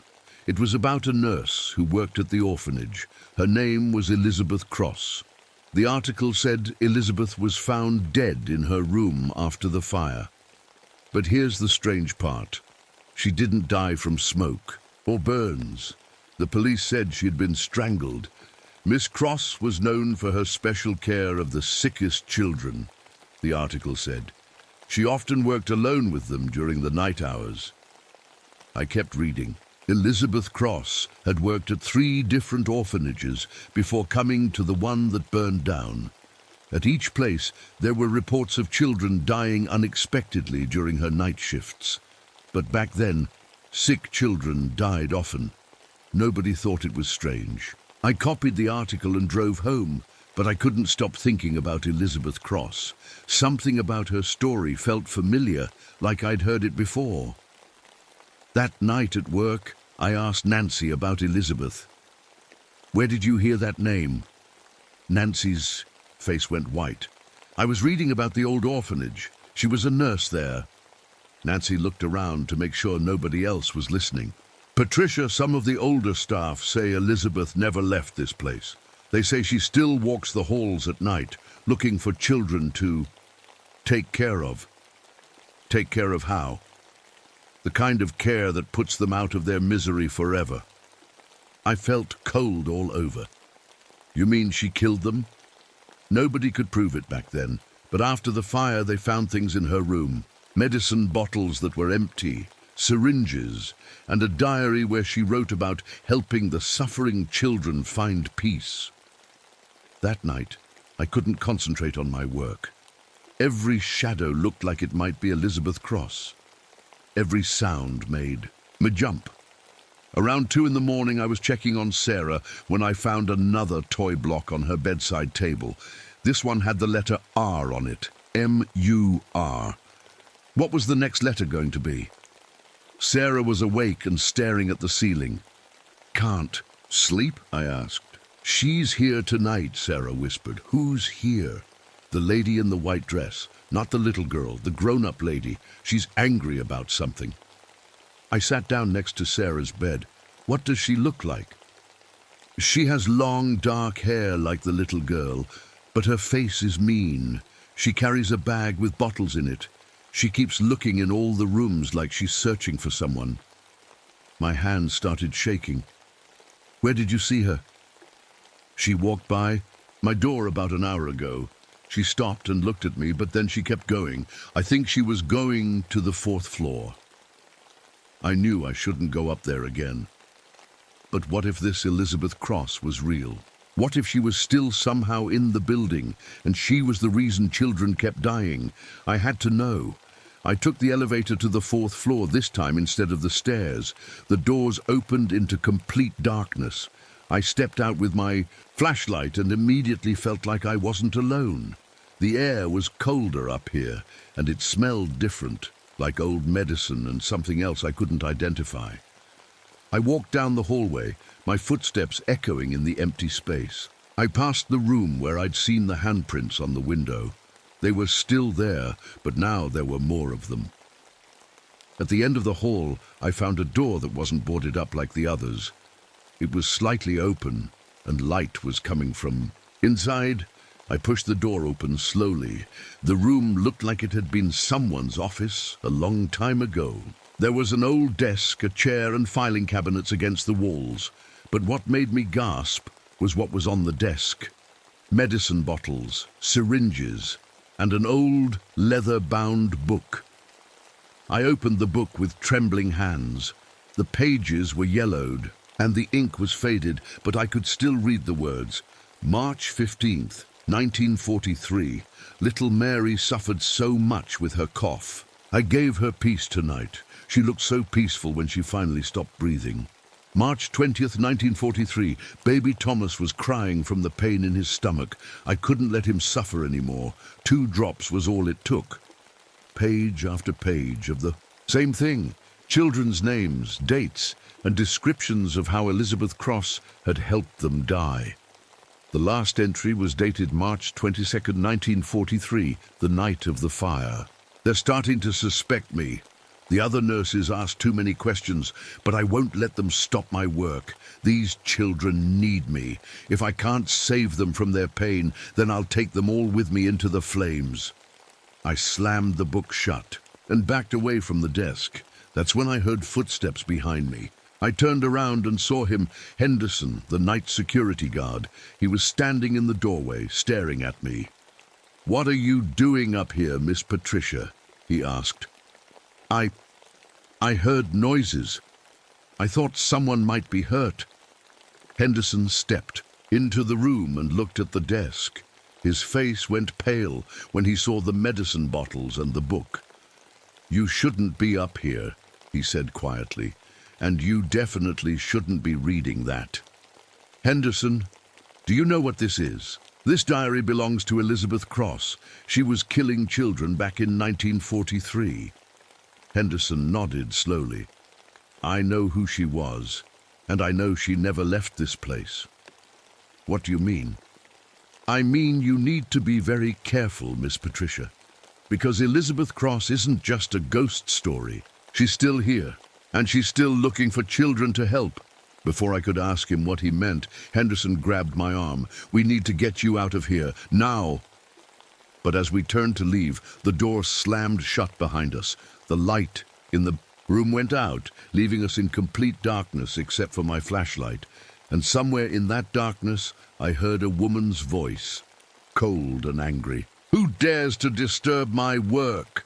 The voice in the darkness made my blood freeze. Henderson grabbed my flashlight and pointed it around the room, but we couldn't see anyone. "Elizabeth?" Henderson called out. "We're not here to hurt anyone. We're leaving now." The temperature in the room dropped so fast I could see my own breath. The medicine bottles on the desk started rattling by themselves. "Get out!" the voice screamed. Henderson pulled me toward the door and yanked on the handle. It wouldn't open. "It's stuck," he said, panic in his voice. The rattling got louder. One of the medicine bottles fell off the desk and crashed to the floor. Then another one. Soon they were all falling, breaking into pieces around our feet. "Elizabeth, please," I said, surprised by my own voice. "I just want to understand. I want to help." Everything went quiet. Then, slowly, the door clicked open. Henderson and I ran out of that room and didn't stop until we reached the elevator. We rode down to the first floor in silence, both of us shaking. "Henderson," I said when we finally caught our breath, "what did you mean when you said Elizabeth is still here?" He looked at me for a long time before answering. "Miss Patricia, I've worked here for 15 years. I've seen things that would make most people quit their job and never come back. What kind of things? Children dying when they shouldn't die, always during the night shift, always when certain nurses are working."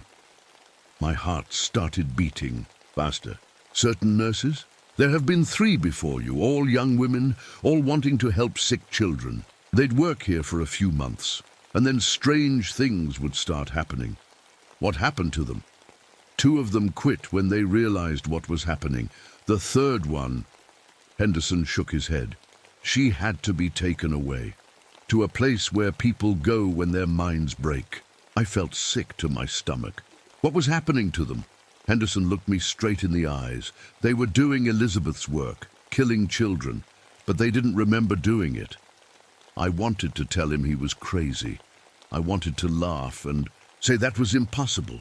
But I kept thinking about the night I couldn't remember, the night Jimmy died. "I need to go home," I whispered. "Miss Patricia, be careful. If Elizabeth has chosen you, she won't let you go easily."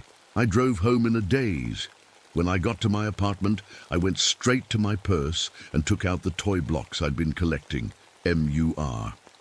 I dumped my purse on the kitchen table to see if there were any more blocks I'd forgotten about.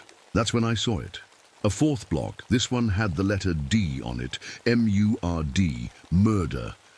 The block spelled murder, but I didn't remember finding a fourth block. When did I pick it up? I was so scared I almost called in sick to work the next night.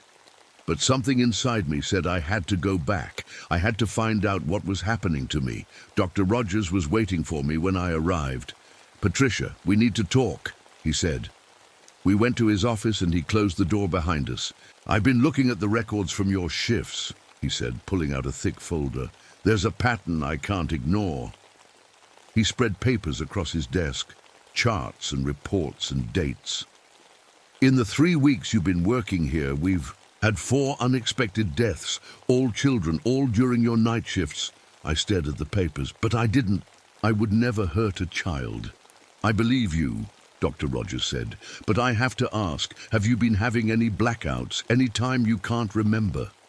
I thought about the night Jimmy died, the night I supposedly called in sick but couldn't remember doing it. "Maybe," I admitted. "Sometimes I feel confused about what happened during my shift." Dr. Rogers leaned forward. "Patricia, I think you need help, professional help. There might be something wrong that we can fix with the right treatment." "What kind of something wrong?" "Sometimes, when people have been through terrible things as children, their minds create ways to protect them. But sometimes those protections can become dangerous." I felt like the room was spinning. "Are you saying I'm crazy?" "I'm saying you might have a condition that makes you do things you don't remember doing, things that another part of your mind thinks are helping." Before I could answer, someone knocked on the door. It was Janet, the nurse who sometimes covered my shifts. "Dr. Rogers, I'm sorry to bother you, but there's been another death. Room 307, the little boy with asthma." My hand started shaking. Room 307, I had checked on that boy just 2 hours ago. He was breathing fine. Dr. Rogers looked at me with sad eyes.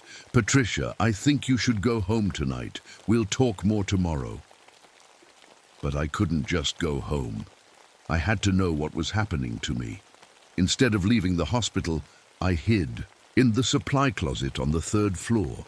I wanted to watch and see what I did during the night. If I was really hurting children, I had to know. Around midnight, I heard footsteps in the hallway. I peeked out through the crack in the door. It was me. I was walking down the hall, but something was different about the way I moved. My steps were slower, more careful, and I was carrying a small bag. I watched myself go into room 303, Sarah's. A room. I wanted to run out and stop myself, but I was too scared. What if I really was dangerous? What if trying to stop myself made things worse? After about 10 minutes, I came out of Sarah's room and continued down the hall to room 301, where Tommy was sleeping. I couldn't take it anymore. I burst out of the supply closet and ran toward room 301. "Stop!" I yelled. But when I got to the room, it was empty. I wasn't there. Tommy was sleeping peacefully in his bed. I ran back to room 303 to check on Sarah. She was awake and sitting up in bed. "Sarah, are you okay?" "Hi, Patricia, I'm fine. Why do you look so scared?" Did anyone come into your room tonight?" "Just you, a few minutes ago. You gave me some medicine for my leg pain. It's feeling much better now." But I hadn't given Sarah any medicine. I had been hiding in the supply closet. Or had I? I was so confused I could barely think straight. I sat down in the chair next to Sarah's bed and tried to remember what had happened in the last hour. But it was like trying to remember a dream. The harder I tried, the more it slipped away. "Sarah," I said slowly, "when I gave you the medicine, did I say anything? You said it would help me sleep, and you sang me a lullaby. It was really pretty." I felt cold all over. I didn't know any lullabies. "How did it go? The song?" Sarah's voice was getting sleepy from whatever medicine I had apparently given her. It went like, "Sleep now, little one. Your pain will go away. Sleep now, little one. You'll feel better today." That wasn't a lullaby. It was something else. Something Elizabeth Cross might have sung to her victims before she killed them. I ran out of Sarah's room and down to the nurse's station. I had to call Dr. Rogers. I had to tell him to get Sarah help right away. But when I picked up the phone, I saw something that made me drop it. A note in my own handwriting. Sarah Miller gave extra pain medicine at 12:15 a.m. Patient requested stronger dose for leg pain. I didn't remember writing that note, just like I didn't remember giving Sarah medicine. But I had done both things. I was losing my mind, or something inside my mind was taking control when I wasn't paying attention. Either way, I was dangerous, and I had to find a way to stop myself before I hurt someone else. Because now I understood what Henderson had been trying to tell me. Elizabeth Cross wasn't just a ghost. She was inside me. I called in sick for the next 3 nights. I was too scared to go back to the hospital, too scared of what I might do without remembering. But the blackouts didn't stop just because I stayed home. I would go to bed at 10 o'clock and wake up at 6 in the morning. But when I woke up, my clothes would be dirty, my shoes would be muddy. Sometimes there would be things in my pockets that I didn't remember putting there. On Thursday morning, I found a hospital bracelet in my jacket pocket. It belonged to a child named Michael Torres, age 8. I had never heard that name before. I called the hospital. "I'm sorry," the woman on the phone said. "Michael Torres passed away 3 nights ago. Are you a family member?" I hung up without answering. 3 nights ago. The same night I thought I was home sleeping. I knew I had to get help, but I was afraid if I told anyone the truth, they would lock me up and throw away the key. Then I remembered something Dr. Rogers had mentioned. He said sometimes these problems start because of terrible things that happen when you're a child. I tried to remember my childhood, but it was like looking through fog. I could remember bits and pieces, but never the whole picture. I knew I had lived in a children's home when I was little. I knew my parents had died in a car accident when I was 6, but everything after that was fuzzy. I decided to go to the children's home where I had lived. Maybe someone there could help me understand what was happening. The building was still there, but it looked different, older, sadder. A sign out front said, "Mercy Children's Home. Established. 1950. I walked up to the front door and rang the bell. An older woman answered. She had grey hair and kind eyes, but when she saw me, her face went pale. "Oh my goodness," she whispered. "Patricia." "Yes. Do I know you?" "I'm Margaret. I worked here when you were a little girl. You look exactly the same as you did 20 years ago. Can I come in? I need to ask you some questions about when I lived here." Margaret looked nervous, but she let me inside. We sat in a small office filled with filing cabinets and old photos. "Patricia, why are you here?" she asked. "I've been having problems. Blackouts. I do things I don't remember doing. A doctor said it might be connected to something that happened when I was a child." Margaret was quiet for a long time. Then she got up and locked the office door. "What I'm about to tell you," she said, "is something we never talked about, something we all agreed to forget." She sat back down and looked at me with sad eyes. "When you were 7 years old, you were different from the other children. You would disappear for hours at a time. We'd find you in strange places doing strange things, but you never remembered how you got there." My heart started beating faster. "What kind of strange things?" "We found you in the basement once, playing with dolls, but you had arranged them, like they were sleeping, forever sleeping, and you were singing to them." What was I singing? A lullaby. But the words were about helping the dolls find peace, about stopping their pain. I felt sick. What else? "There was a nurse who worked here back then, Elizabeth Cross. She took special interest in you. She said you reminded her of herself when she was young." The room started spinning. "Elizabeth Cross worked here, at the children's home." "Yes, but she wasn't Right. We found out later that she had been giving extra medicine to some of the sicker children. She said she was helping them, but she was killing them. Margaret nodded. We couldn't prove it, but children died on her shifts. Too many children. Just like what happened at the old orphanage before it burned down. What happened to her? She disappeared one night. Left a note saying she was going to find a new place to do her work. We never saw her again. I felt like I couldn't breathe. How old was I when she left? 8, right after you started having the blackouts. Margaret, I think Elizabeth Cross is still alive, and I think she's inside my head somehow. Margaret stared at me for a long moment. Then she got up and went to one of the filing cabinets. She pulled out an old folder and brought it back to the desk. "This is your file from when you lived here," she said. "Maybe it will help you understand." I opened the folder with shaking hands. Inside were medical reports, school records, and notes from the staff. But what caught my attention was a letter at the bottom. It was addressed to me in handwriting I recognized. The same handwriting from the diary I'd found on the 4th floor of the hospital. "My dear Patricia," the letter began, "by the time you read this, I will be gone. But I want you to know that you are special. You understand pain like I do. You want to help children like I do. Someday, when you're grown up, you'll continue my work. You'll help the suffering children find peace.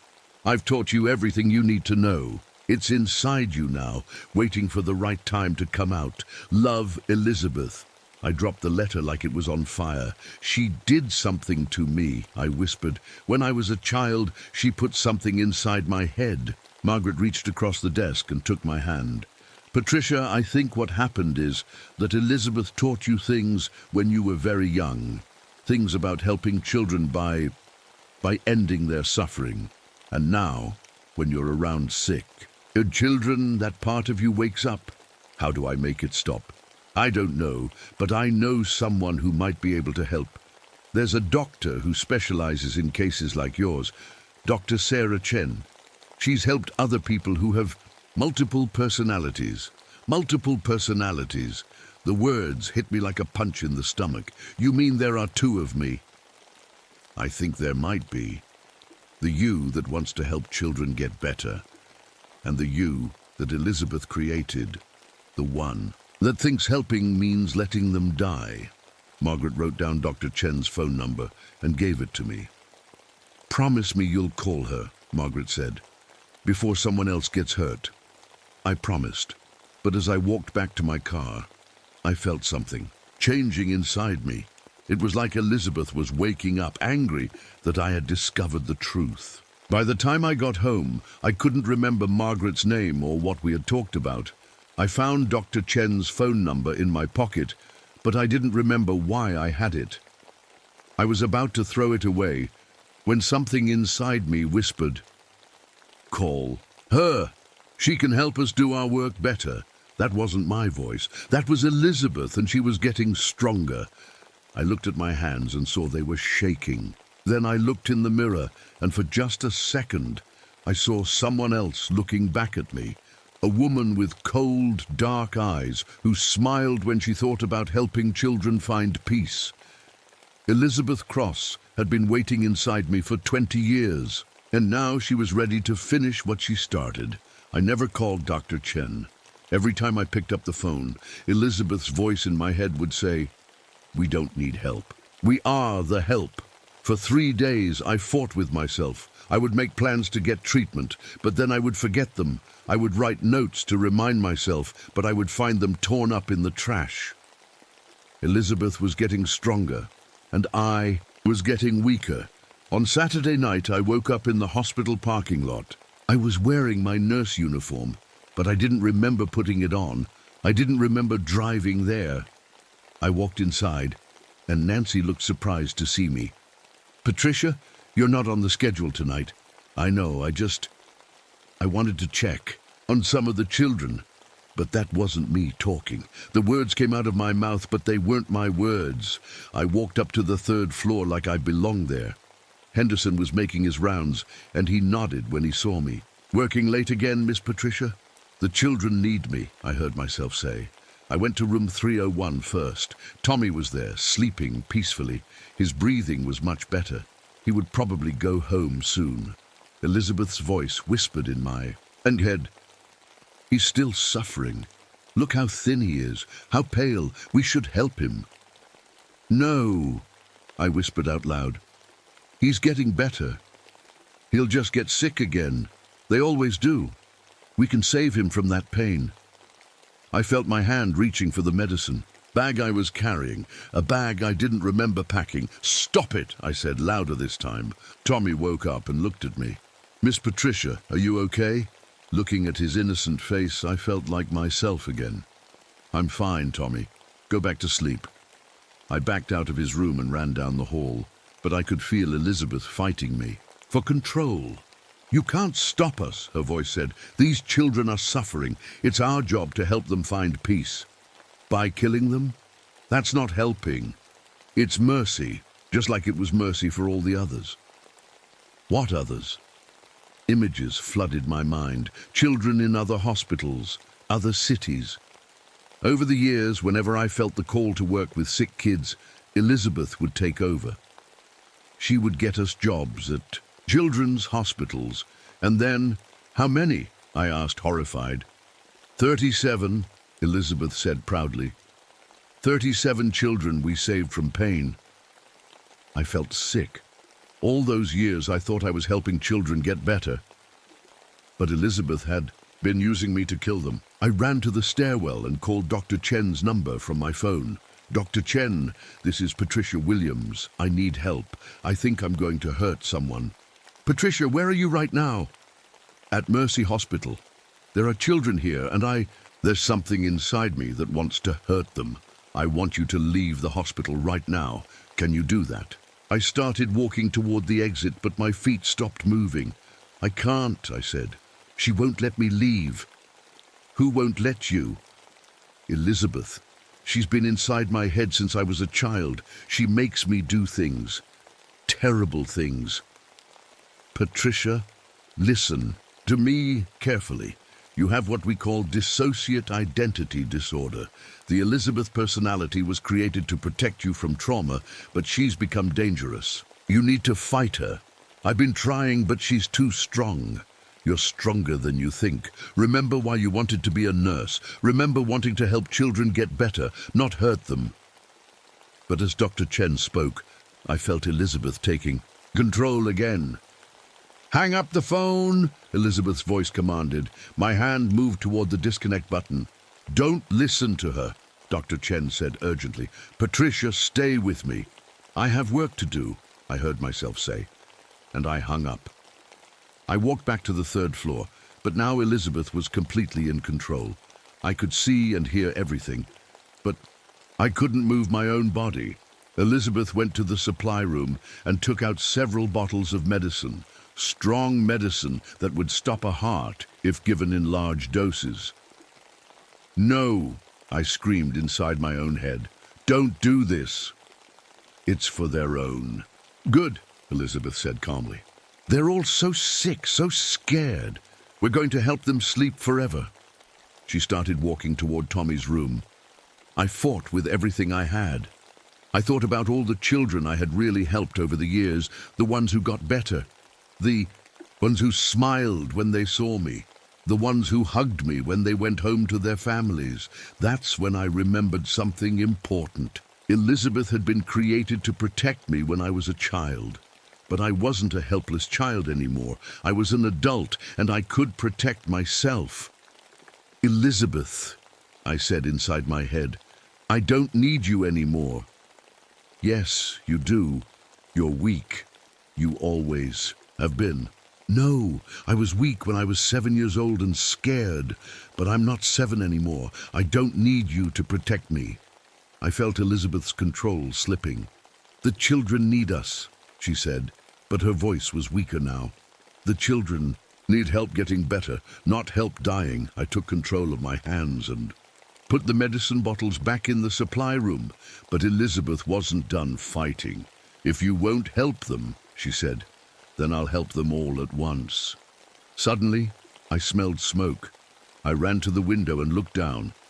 Fire was coming from the first floor of the hospital. Elizabeth had somehow started a fire. "Now they'll all be at peace," Elizabeth said, "just like the children in the orphanage." The fire alarm started screaming. Red lights flashed in the hallways. I could hear people shouting and running.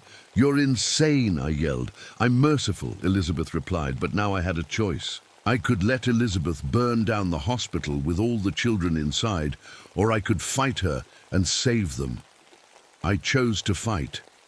I ran from room to room, waking up the children and helping them get to the stairwell. Tommy, Sarah, and 3 other kids who were staying overnight. "What's happening?" Sarah asked, scared. "There's a fire, but you're going to be okay. We're getting out of here." Elizabeth fought me every step of the way.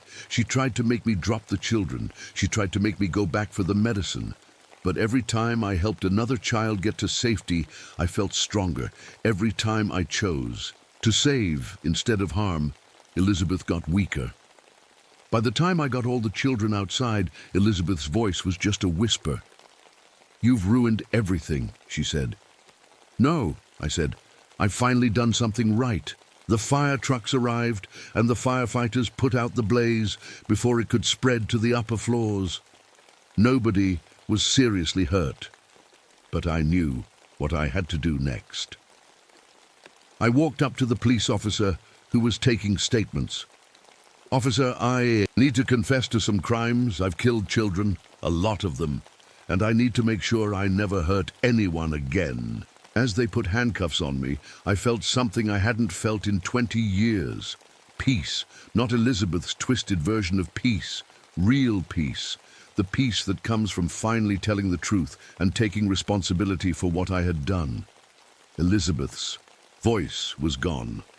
And this time, I knew she wouldn't be coming back. The trial lasted 3 months. I told them everything I could remember about Elizabeth Cross and what she did to me when I was a child, about the blackouts and the voices in my head, about all the children who died because I couldn't control what was inside me. My lawyer wanted me to plead not guilty by reason of insanity. He said I wasn't responsible for what Elizabeth made me do, but I said no. I may not have remembered doing those things, I told the judge, but they were still done with my hands. Those children are still dead because of me. I need to take responsibility for that. The families of the children I hurt were in the courtroom every day. Some of them were angry, some of them cried, some of them just stared at me like they were trying to understand how someone who looked so normal could do such terrible things. I didn't blame them for hating me. I hated myself too. The police found evidence in hospitals across 5 different states. Medical records showing children who died unexpectedly during night shifts when I was working. Always the same pattern, always the same method. 37 children over 12 years. I had been Elizabeth's weapon since I was 16 years old, moving from city to city, hospital to hospital, whenever people started asking questions. Dr. Chen testified at my trial. She explained to the jury about dissociative identity disorder and how childhood trauma can split a person's mind into different parts. Patricia Williams was a victim before she became a perpetrator, Dr. Chen said. Elizabeth Cross deliberately created this alternate personality when Patricia was a vulnerable child. In a way, Patricia has been a prisoner in her own mind for most of her life, but the prosecutor disagreed. Patricia Williams may have a mental illness, but she's still responsible for her actions. 37 families lost their children because of her. Mental illness doesn't excuse murder. In the end, the jury found me guilty of voluntary manslaughter instead of first-degree murder. They said my mental illness was a factor, but not an excuse. The judge sentenced me to life in prison, but with the possibility of parole after 25 years if I continued treatment and showed no signs of the Elizabeth personality returning. I was sent to a special prison hospital where people with mental illnesses serve their sentences. It's not like regular prison. We have doctors and therapists and group sessions every day. Dr. Chen visits me once a week. We work together to make sure Elizabeth stays gone forever. How do you feel about what happened? She asked me during one of our sessions. Guilty, I said.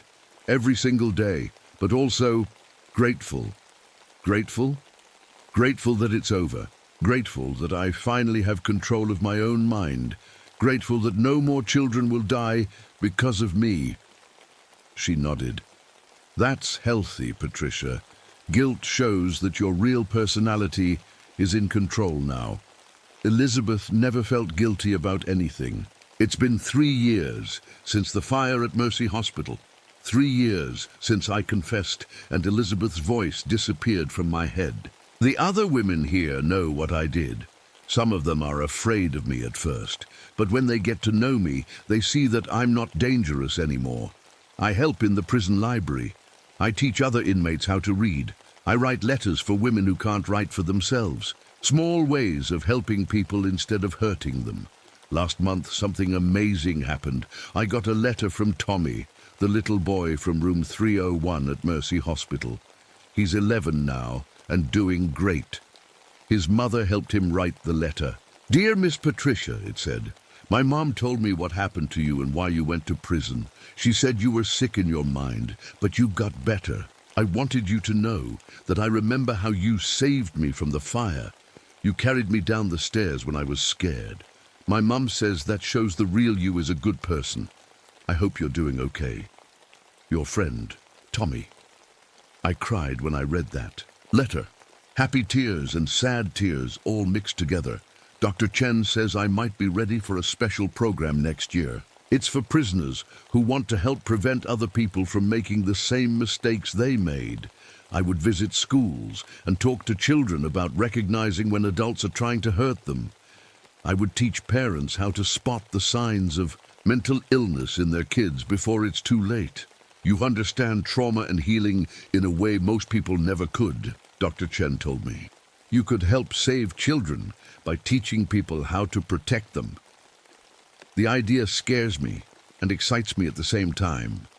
Scared because I never want to be around children again if there's even a tiny chance Elizabeth could come back.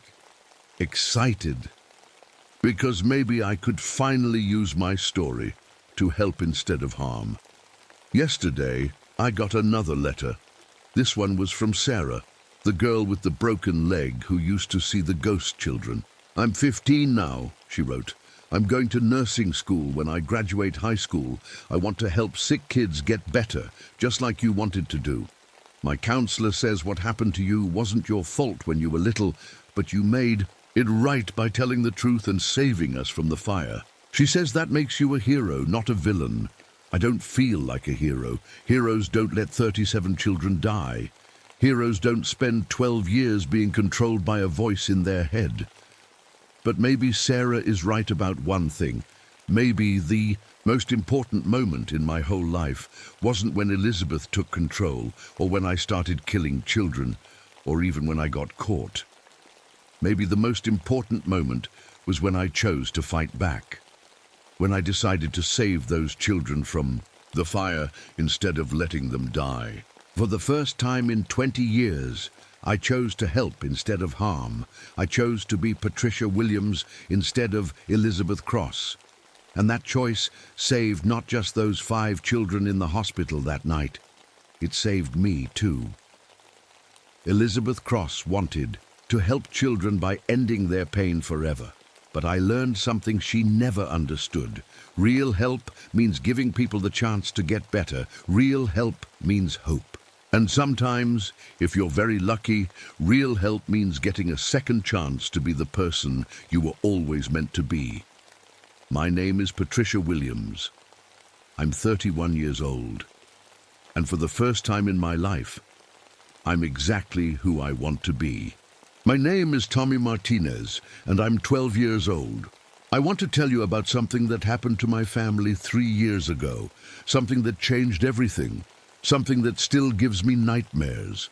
It all started when we moved to Oregon. Dad was so excited about the land he bought from my grandfather's company, Martinez Development Corp. He kept saying we got a great deal, 40 acres of beautiful land for almost nothing. "Look at this place, Tommy," Dad said as we drove up the dirt road for the first time. "We're going to build our dream house right here." The land was pretty, I'll give him that. Rolling green hills, tall trees, and a little creek running through it. But something felt wrong from the very beginning. I can't explain it, but it was like the land was watching us. We built our house right on top of a small hill. Dad said it would give us the best view. What he didn't know, what none of us knew then, was that we were building on an old burial ground. The Kalapuya people used to bury their dead there until someone bulldozed it all away back in the 1920s. I found out about the burial ground by accident. I was playing in the yard one day, digging around like kids do, when I found some arrowheads. They were small and sharp, made of black stone. Then I found something else, pieces of bone that looked really old. "Dad, look what I found." I ran to show him, my hands full of arrowheads and bone pieces. He looked at them for a second, then grabbed them from me. "Tommy, this is just old junk, probably from some dead animal." He threw everything into the trash can. "Don't go digging around anymore. You might cut yourself on something." But I knew those weren't animal bones. They were too small, too human-looking. Strange things started happening right away. The first thing I noticed was the scratches on the trees, deep marks carved into the bark, forming shapes I didn't recognize. They looked like symbols or letters, but not like any alphabet I knew from school. "Probably just bears," Dad said when I showed him. "They scratch trees to mark their territory." But these didn't look like bear scratches. They were too neat, too purposeful. Later I learned they were Kalapuya symbols that meant cursed ground. The land was trying to warn us. Our dog Buster was the smartest one in the family. He knew something was wrong before any of us did. We had this old stone circle in our backyard, just a ring of big rocks that Dad thought would make a nice fire pit. But Buster wouldn't go near it. Every time we tried to get him to come over there, he would whine and back away. "Come on, boy," I'd call to him. "Come here." But Buster would just sit about 20 feet away and whimper. His fur would stand up on his back, and he'd stare at the stone circle like something terrible was hiding there. Dogs know things we don't, and Buster knew that circle was bad news. My baby sister Lucy was born right after we moved in. She was the sweetest little thing, but she cried all the time. Not normal baby crying. This was different. She would stare at empty corners of rooms and just wail like something was hurting her. Mum took her to 3 different doctors, but they all said she was fine. "Maybe she's just colicky," Mum would say, rocking Lucy back and forth. But I noticed something weird. Lucy only cried when she was looking at certain spots in the house, like she could see something we couldn't. The dead birds started showing up about a month after we moved in. I'd wake up in the morning and find them arranged in our yard in perfect circles or straight lines. Not just 1 or 2 birds, sometimes dozens of them, all placed exactly where someone wanted them. "Must be cats," Dad said. "Or maybe crows. They're smart birds. They do weird things sometimes." But I watched our yard. I never saw any cats or crows moving those birds. They just appeared overnight, arranged like someone was trying to tell us something. The land was trying to communicate with us, but we were too scared or too stupid to listen. The mailman, Mr. Peterson, was the only person who tried to warn us. He was a quiet man with dark skin and sad eyes. One day he lingered at our mailbox longer than usual. "You folks settling in okay?" he asked me. "Yeah, I guess so," I said. "It's pretty here." He looked around at our land, and his face got serious. "This place has bad history, son. Real bad history. Your family might want to think about, well, maybe finding somewhere else to live." "What kind of bad history?" I asked. But Mr. Peterson just shook his head. "Not my place to say. Just be careful, okay? And if strange things start happening, don't ignore them." Then he drove away, leaving me with more questions than answers. I started exploring our land more after that conversation. One day, I followed some footprints I found near the creek. They were bare feet, smaller than mine, and they led deep into the woods. I followed them for about half a mile until I came to a clearing I'd never seen before. The clearing was perfectly round, like someone had cut it out of the forest with scissors. In the center was a pile of old metal, shovels, pickaxes, and other tools that looked like they'd been there for decades. But what really caught my attention were the bones scattered around the tools. Not animal bones this time. These were definitely human. I was staring at the bones when I felt it. Someone or something was watching me. The feeling was so strong that all the hair on my arms stood up. I turned around slowly, expecting to see a person standing at the edge of the clearing, but there was nothing there, just trees and shadows. Still, I could feel eyes on me, studying me. Whatever was watching me wasn't angry exactly. It was more like disappointed, like it had been waiting for someone to find this place, and now that I had, it didn't know what to do with me. I ran home as fast as I could. That night, I couldn't sleep. I kept thinking about those bones in the clearing, and about Mr. Peterson's warning, and about all the strange things happening around our house. I had a feeling that we weren't alone on our land. Something else lived here, something that had been here long before we arrived, something that remembered what had happened in that clearing, something that was getting angry about us being here. I didn't know it then, but I was right. Our land was hungry. It had been feeding on pain and death for over 100 years, and now it was looking at my family like its next meal. The worst part was, we had no idea what we were walking into. We thought we'd found paradise.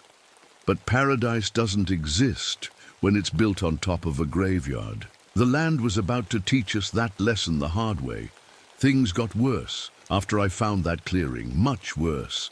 The footprints started showing up in our yard every morning. Not the kind you'd expect. These were bare feet, and they spelled out words in the dirt.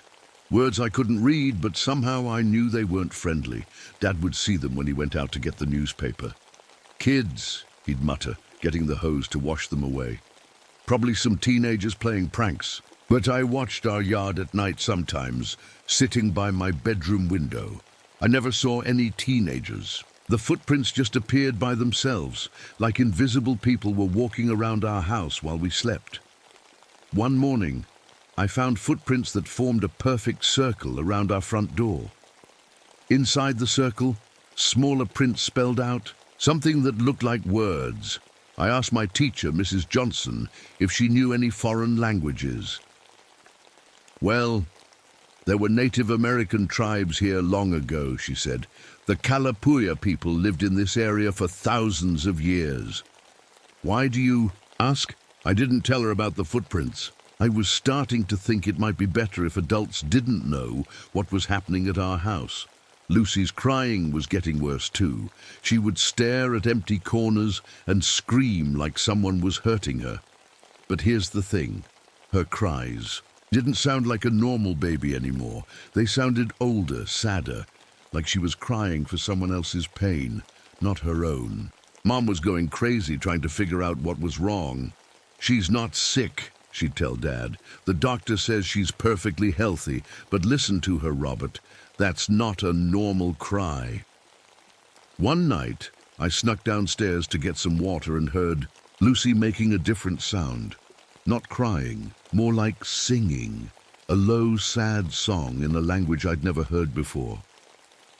When I peeked into her room, she was staring at the ceiling, her little mouth moving like she was having a conversation with someone. "Who are you talking to, Lucy?" I whispered. She turned her head toward me, and for just a second her eyes looked way too old for a baby, like she'd seen things no child should ever see.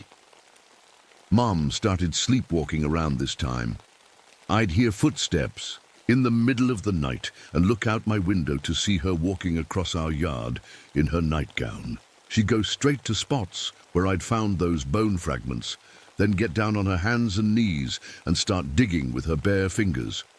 In the morning, she'd wake up with dirt under her nails and no memory of going outside. "I had the strangest dream," she'd tell Dad. "I dreamed that children were calling for their mothers. They sounded so scared."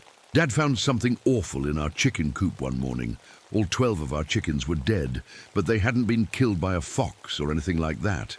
Someone had arranged their bodies in a specific pattern, some lying down, some sitting, up, some with their wings spread out. "This is sick," Dad said, his face pale.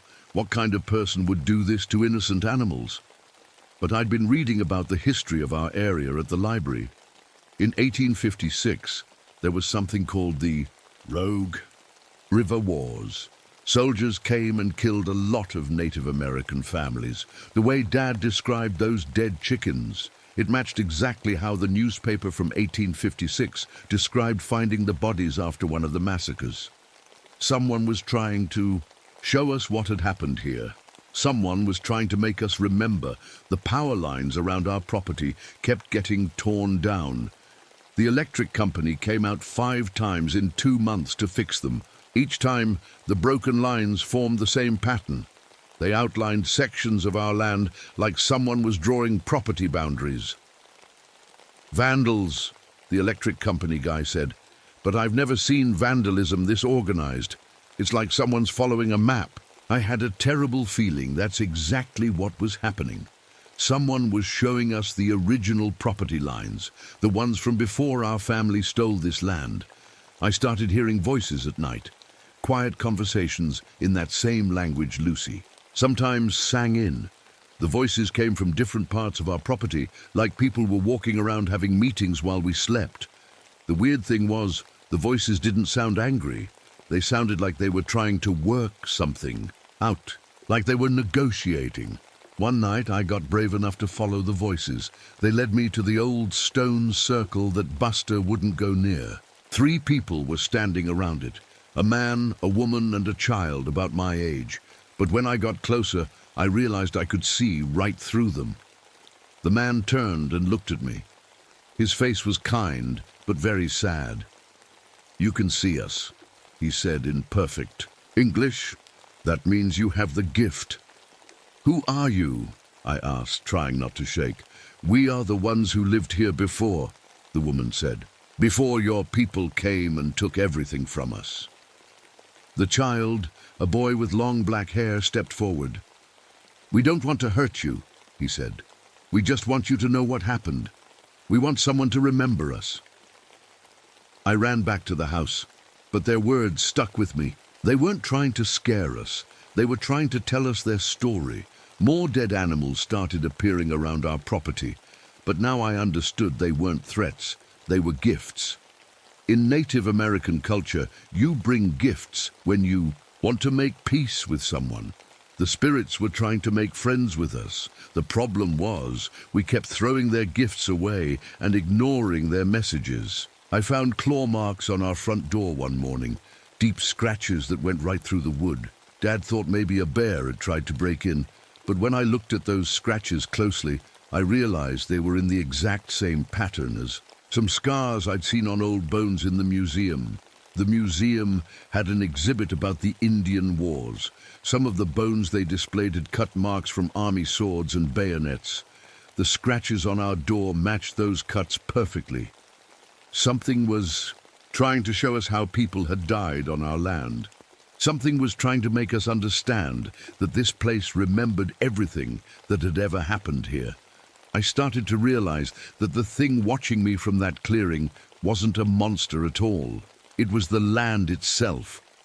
All that pain and death from over 100 years ago had somehow made the ground alive, made it able to think and feel and remember, and it was angry, not at us personally, but at what our family had done, at what white people had done to the native families who used to live here. The land was trying to get justice. It had been waiting all this time for someone to listen to its story. The problem was, I was starting to understand that our family wasn't just innocent people who happened to buy cursed land. We were connected to what had happened here in ways I was only beginning to figure out. And once I learned the truth about my family's history, everything was going to change. The voices were getting louder every night. The spirits were getting impatient, and I had a feeling they were about to stop being so polite about asking for justice. The first person to die was Mr. Peterson, our mailman. I found his body on a Tuesday morning when I was walking to the school bus stop. He was lying in the old stone circle, arms crossed over his chest like he was sleeping, but his eyes were wide open, staring at the sky. I ran back to the house screaming for Dad. When we got back to the circle with the paramedics, something was different. Mr. Peterson's body had been moved. He was now lying perfectly straight, facing east, with small stones placed on his eyes and mouth. "That's how the Kalapuya buried their dead," the paramedic said quietly. He was an older native man I'd never seen before. Someone who knew the old ways did this. But there was nobody else around. The spirits had honored Mr. Peterson in death, arranging him the way his ancestors would have wanted. Sheriff Murphy came to investigate. He was my dad's uncle, my great-uncle, which I thought was good news at first. Family looks out for family, right? Probably just a heart attack, Sheriff Murphy told Dad. Pete Peterson was getting old. These things happen. But I heard him talking to Dad privately later that night. "Robert, you need to be careful," Sheriff Murphy said. "Peterson was asking questions around town, questions about this land, about what happened here in the old days." "What kind of questions?" Dad asked. "The kind that are better left alone. Some stones shouldn't be turned over, you know what I mean." I didn't understand what that meant then, but I do now. Sheriff Murphy was trying to keep family secrets buried. 3 days later, Sheriff Murphy was dead too. I was the one who saw it happen. I was sitting by my bedroom window around midnight when I heard his police car pull up. He got out and walked toward the stone circle, carrying what looked like a shovel. "I'm going to end this once and for all," he said to himself. He started digging right in the center of the circle. The ground seemed to fight him. His shovel kept hitting rocks, and twice he fell backward like something had pushed him. Then the ground just opened up like a mouth.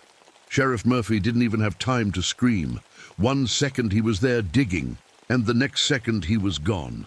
The hole closed up immediately, leaving the grass smooth and untouched. I sat at my window shaking for an hour, but I didn't tell anyone what I'd seen. Who would believe me? In the morning, they found Sheriff Murphy's police car at our property line, but no sign of him. The official story was that he must have gotten lost in the woods chasing a suspect, but I knew the truth. The land had swallowed him up because he was part of whatever had happened here long ago. That's when I started digging into my family's history.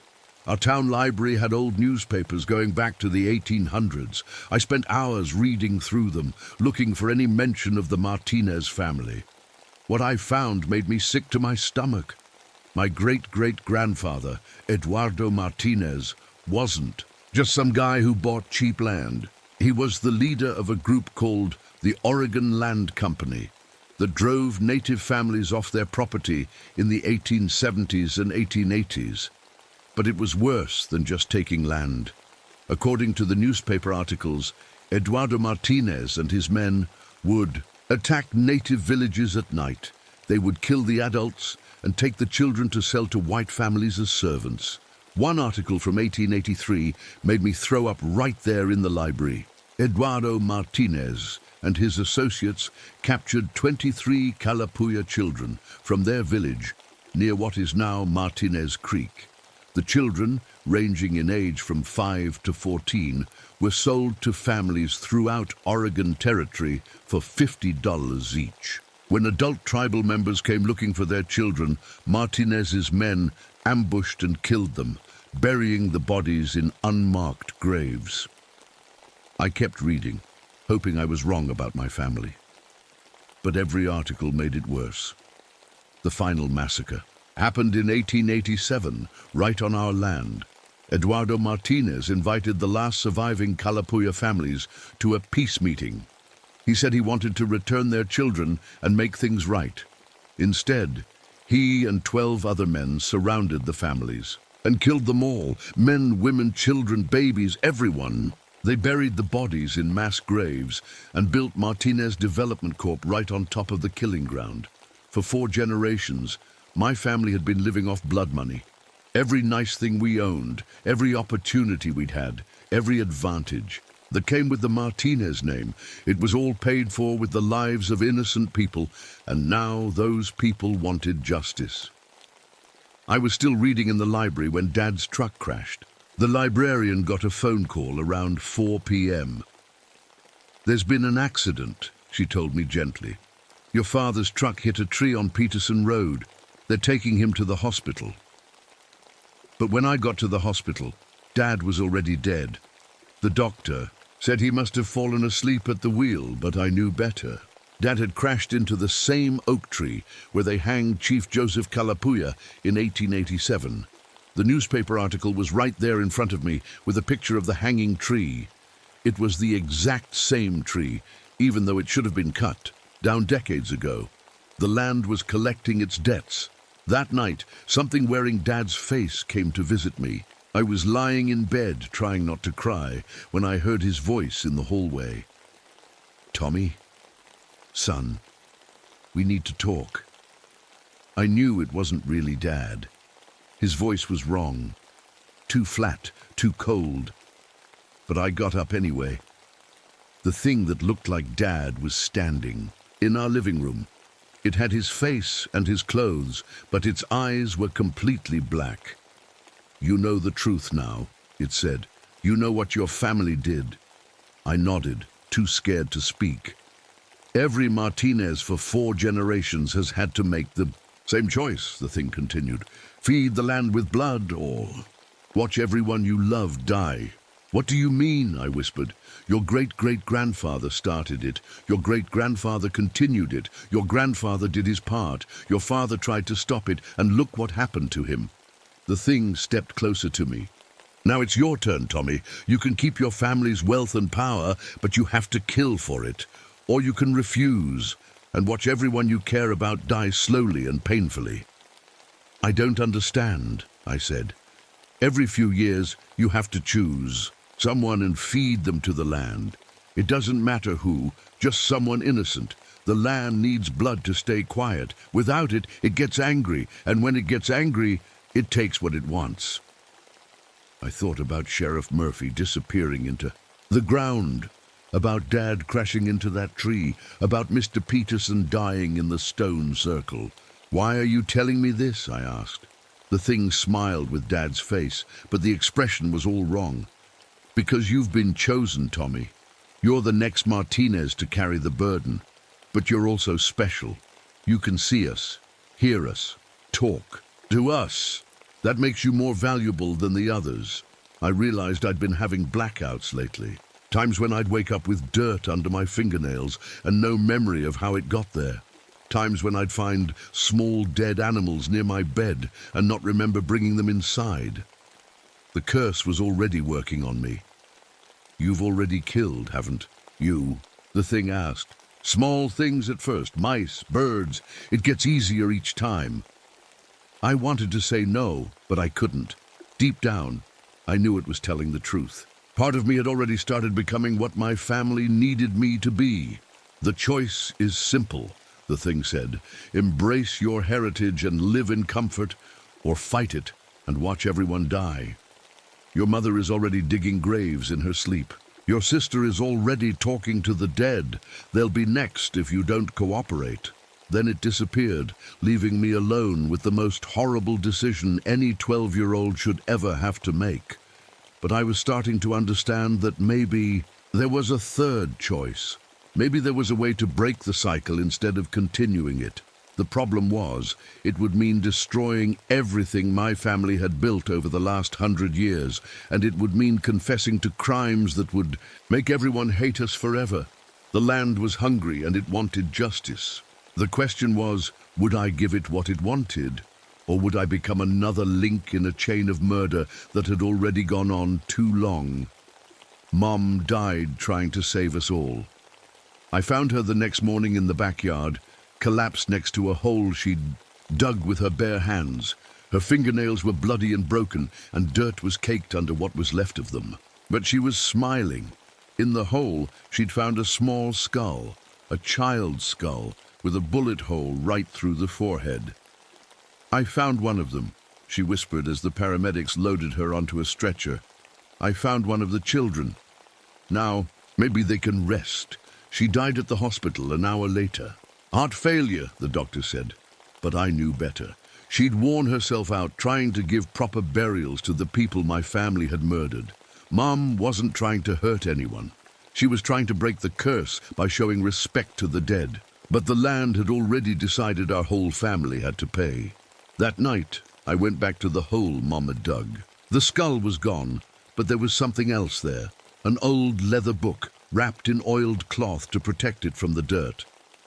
It was my great-great-grandfather's journal. Eduardo Martinez had written down everything, every murder, every child. Sold into slavery, every family destroyed. But the worst part wasn't what he'd done. It was why he'd done it. According to the journal, Eduardo didn't stumble into evil by accident. He planned it all carefully. "The native spirits are strong. Here," he wrote, "they protect this land and make it fertile. But spirits can be bargained with. Blood for prosperity, death for wealth. I will make a deal with the old powers." Eduardo had researched Native American beliefs before coming to Oregon. He knew that. Some tribes believed violent death could make spirits restless and powerful. He deliberately murdered families on their own sacred ground, turning their death energy into a kind of supernatural protection for his business. "Each generation of Martinez must feed the spirits or lose everything," the journal explained. "The land will provide for us, but only if we provide for it. One innocent death every few years. The spirits are not greedy. They understand business." I felt sick reading this. My family's success wasn't just built on stolen land. It was powered by a contract written in blood. Eduardo's sons and grandsons had all continued the tradition. Every Martinez man, when he turned 18, was told the family secret and given his first assignment. They would pick someone poor or homeless or Native American, someone no one would miss, and feed them to the land. The journal had a list of names. 43 people murdered over 4 generations, all of them to keep the Martinez family rich and successful. My dad had been different, though. When Grandpa Martinez told him the truth on his 18th birthday, Dad had refused. "Robert thinks he can break the old agreements," Eduardo's journal said, in handwriting that wasn't Eduardo's. Someone else in the family had kept writing in it. "But the spirits don't forgive broken contracts. If Robert won't kill for the family, the land will kill his family instead. That's why Dad moved us out here. He thought if he came back to the original land and made peace with the spirits, maybe he could end the curse without anyone else dying. He was wrong. 3 days after Mom's funeral, baby Lucy stopped breathing. There was nothing wrong with her. No sickness, no accident. She just went to sleep one night and never woke up. The doctor called it SIDS, sudden infant death syndrome. But I knew what had really happened. Lucy was the only truly innocent person in our family. She hadn't done anything wrong, and she was too young to be corrupted by the curse. The land couldn't turn her evil, so it took her away instead. I held her tiny body at the funeral and whispered, "I'm sorry," over and over. Sorry that she was born into our cursed family. Sorry that our ancestors' sins had killed her before she even had a chance to live. That night, the spirits came to me again. But this time, they weren't pretending to be my dad. Chief Joseph Kalapuya stood at the foot of my bed, the same man. They'd hanged from that oak tree in 1887. He looked exactly like the old photograph I'd seen in the library, except his neck was twisted at a wrong angle. "You understand now," he said. His voice was sad but not angry. "Your family made a deal with forces they didn't understand. They thought they could control death itself." "I'm sorry," I said. "I'm sorry for what they did to you and your people." "Sorry doesn't bring back the dead," Chief Joseph said. But it's a start. He sat down in the chair by my window. The creature your grandfather made isn't evil, Tommy. It's justice. Every person it has killed, every terrible thing it has done, these are just echoes of what your family did to us. I thought about all the strange things that had been happening. The dead animals arranged like massacre victims. The voices speaking in Kalapuya language. The land swallowing up Sheriff Murphy. It's not a monster at all, I realized. It's a mirror. Chief Joseph nodded. Your ancestors turned our sacred burial ground into a factory for making evil. Every Martinez who fed blood to this land made it stronger and angrier. Now it's powerful enough to demand justice. What kind of justice? I asked. Truth, he said simply. The world needs to know what really happened here. The Martinez family needs to face consequences for their crimes, and this land needs to be returned to my people so we can heal it properly. I understood what he was asking me to do. Confess everything, destroy my family's reputation, give up all our money and property. But if I do that, I said, everyone will hate us. My cousins, my aunts and uncles, they'll all be ruined. They're already ruined, Chief Joseph said. They just don't know it yet. Every Martinez alive today is living on blood money. Every dollar they spend is stained with murder. Better to be poor and honest than rich and cursed. He was right, but it was still the hardest decision I'd ever faced. What about the other Martinez businesses? I asked. The shopping malls and housing developments my grandfather built? Chief Joseph's face got very serious. How many of those were built on native burial grounds? I had a terrible feeling I already knew the answer. If you choose justice, Chief Joseph said, you won't just be saving yourself. You'll be saving every family who might buy land or houses from Martinez Development Corp in the future. You'll be stopping the curse from spreading. I realized that our family's evil wasn't contained to just our property. Every business deal, every development project, every piece of land we'd ever touched, it was all poisoned with the same supernatural corruption. I have to destroy everything, don't I? I said. Chief Joseph nodded. Everything built on lies has to come down before anything true can grow. He stood up to leave, then turned back to me one more time. Your sister Lucy wants you to know she's safe now, he said. She's with us, playing with the children your family killed long ago. She forgives you, Tommy. But more important, she believes you'll make the right choice. After he left, I sat in my room for hours, thinking. I could try to continue the family tradition, kill innocent people to keep the spirits happy, live in comfort while building my life on other people's graves. Or I could tell the truth and lose everything. But I kept thinking about Lucy's sweet little face, about all the children my family had murdered and sold, about Chief Joseph hanging from that oak tree. Some things are more important than money or comfort or what people think of you. Some things are worth sacrificing everything to make right. The next morning, I called the police, the newspaper, and the tribal council. It was time to tell the world what the Martinez family had really done. It was time to choose justice over everything else, even if it destroyed me. I told them everything. The police detective, Sarah Williams, sat across from me in the interview room with her tape recorder running. I was only 12, so they had to have a social worker there too. But I didn't care who was listening. I just wanted to tell the truth. My family has been murdering people for over 100 years, I said. I have proof. I gave them Eduardo's journal. I told them about the mass graves on our property. I explained about the supernatural contract that kept my family rich and powerful. Detective Williams looked at me like I was crazy when I talked about the spirits and the curse.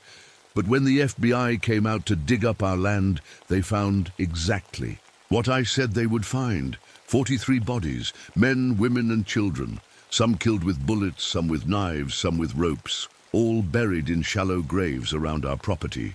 The oldest bones were from the 1880s. The newest were from just 5 years ago. A homeless man my grandfather had hired for yard work and then fed to the land. When the news broke, it destroyed everything. Martinez Development Corp went bankrupt overnight. Every business deal they'd ever made got investigated. Every piece of land they'd ever sold got examined for more graves. They found bodies under 3 shopping malls, 2 housing developments, and an elementary school. All Martinez projects built on native burial grounds, all powered by the same evil contract my great-great-grandfather had made. My extended family lost everything. Uncle Carlos, who ran the company after Grandpa died, shot himself rather than face trial. Aunt Maria moved to Mexico and changed her name. My cousins stopped talking to me and told everyone at school that I was a liar and a traitor. But I didn't care. Every night I could feel the anger in the land getting quieter. The spirits were finally getting the justice they'd been waiting for. The hardest part was living with what I'd done to my own family. Mrs. Henderson from Child Services came to get me after the investigation started. "You can't stay on that property anymore, Tommy," she said gently. "We're going to find you a nice foster family." But before I left, I had one more thing to do. I walked out to the old stone circle where Mr. Peterson had died. Chief Joseph was waiting for me there, along with other spirits I'd never seen before. Men, women, and children, all wearing traditional Kalapuya clothing. "You kept your promise," Chief Joseph said. "You chose truth over comfort." "It doesn't feel good," I admitted. "My whole family hates me now.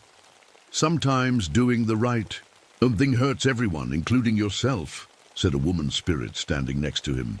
"But hurt heals, evil just spreads."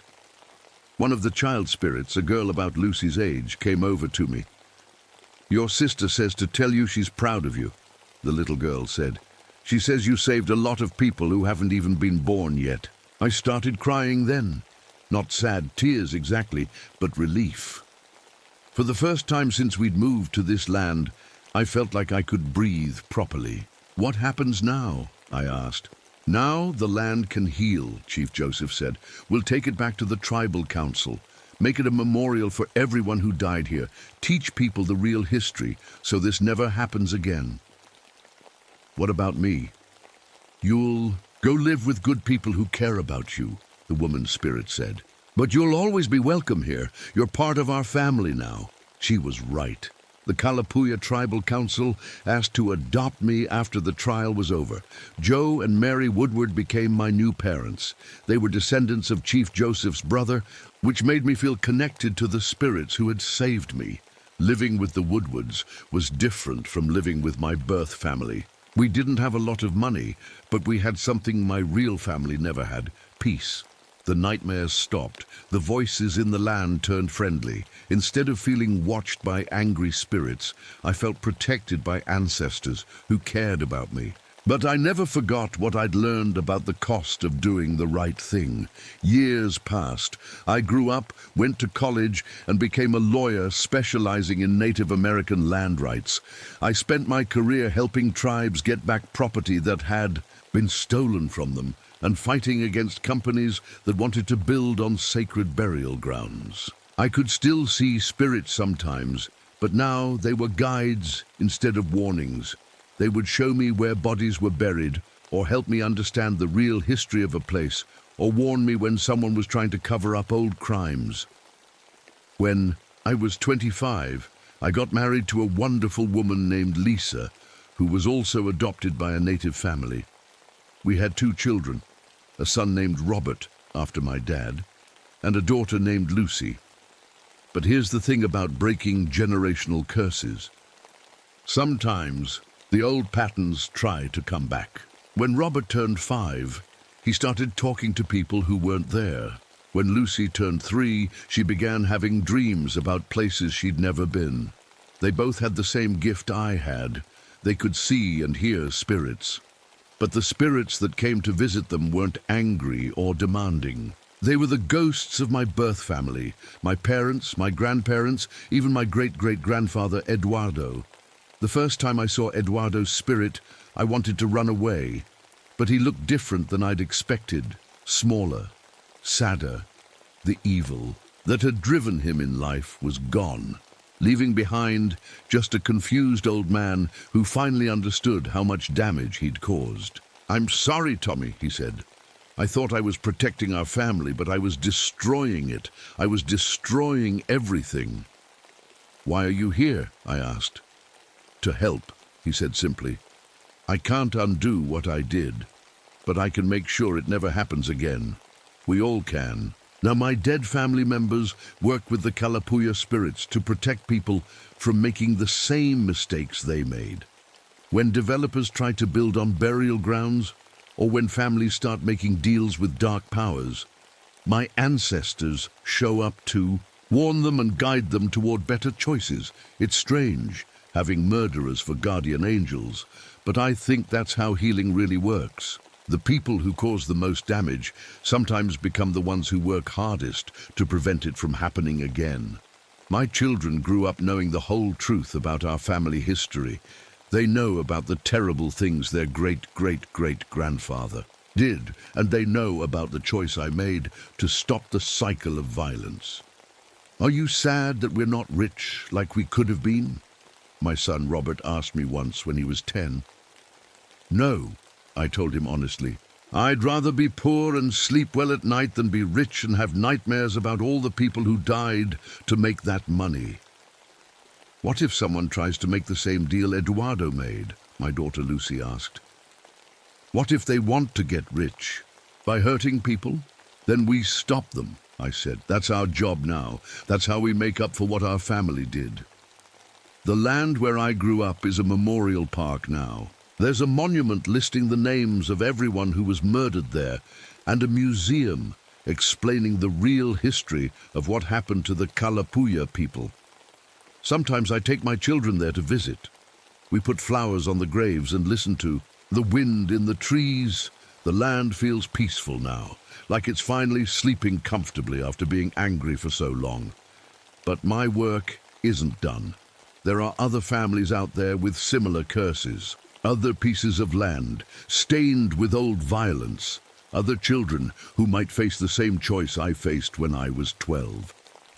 Breaking generational trauma isn't something you do once and then forget about. It's something you have to choose again and again, every day, for the rest of your life. Sometimes I wonder what would have happened if I'd made a different choice back then. If I'd agreed to continue the family tradition of murder and gotten rich from blood money. I think I would have become a monster, not a supernatural creature, but something worse, a human being who chose evil because it was easier than choosing good. Instead, I chose to sacrifice everything I'd inherited from violence and build something new from honesty. It was the hardest thing I've ever done. But it was also the most important, because some things are worth more than money or power or family loyalty. Some things are worth more than your own comfort and safety. Justice is one of those things. And sometimes, if you're brave enough to pay the price for justice, you discover that what you get in return is something you never even knew you were missing. You get peace. You get the ability to look at yourself in the mirror without feeling ashamed. You get ancestors who protect you instead of haunting you.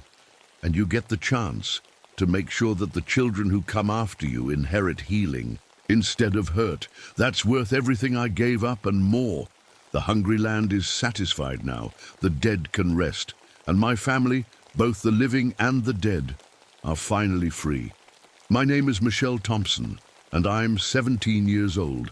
I live in a small town outside Chicago where everyone knows everyone, and secrets have a way of staying buried until they don't.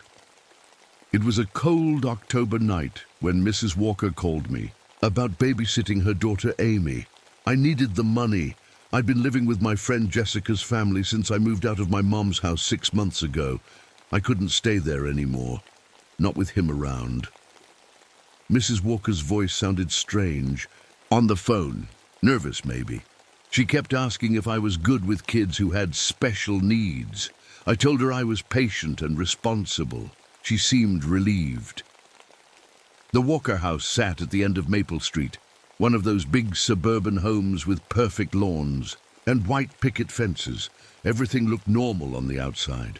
But I've learned that normal-looking houses can hide the worst secrets. Mrs. Walker met me at the door. She was a thin woman with tired eyes that reminded me too much of my own mother. She kept wringing her hands as she talked. "Amy is 7, she said, leading me inside. She's been having some trouble lately. Bad dreams. She draws a lot. Sometimes the pictures are a little scary, but that's just how kids express themselves, right?" I nodded, but something in her voice made my stomach twist. The house felt cold despite the heater running. There were family photos everywhere. Mr. Walker was a big man with a fake smile that made me want to look away. "Amy!" Mrs. Walker called, upstairs. "Come meet Michelle!" A small girl appeared at the top of the stairs. Amy had dark hair and big brown eyes that looked much older than 7. She came down slowly, clutching a notebook and some crayons. "Hi, Amy," I said, kneeling down to her level. "What are you drawing?" She opened her notebook and showed me a picture. It was drawn in black crayon, a tall, dark figure standing in what looked like a closet.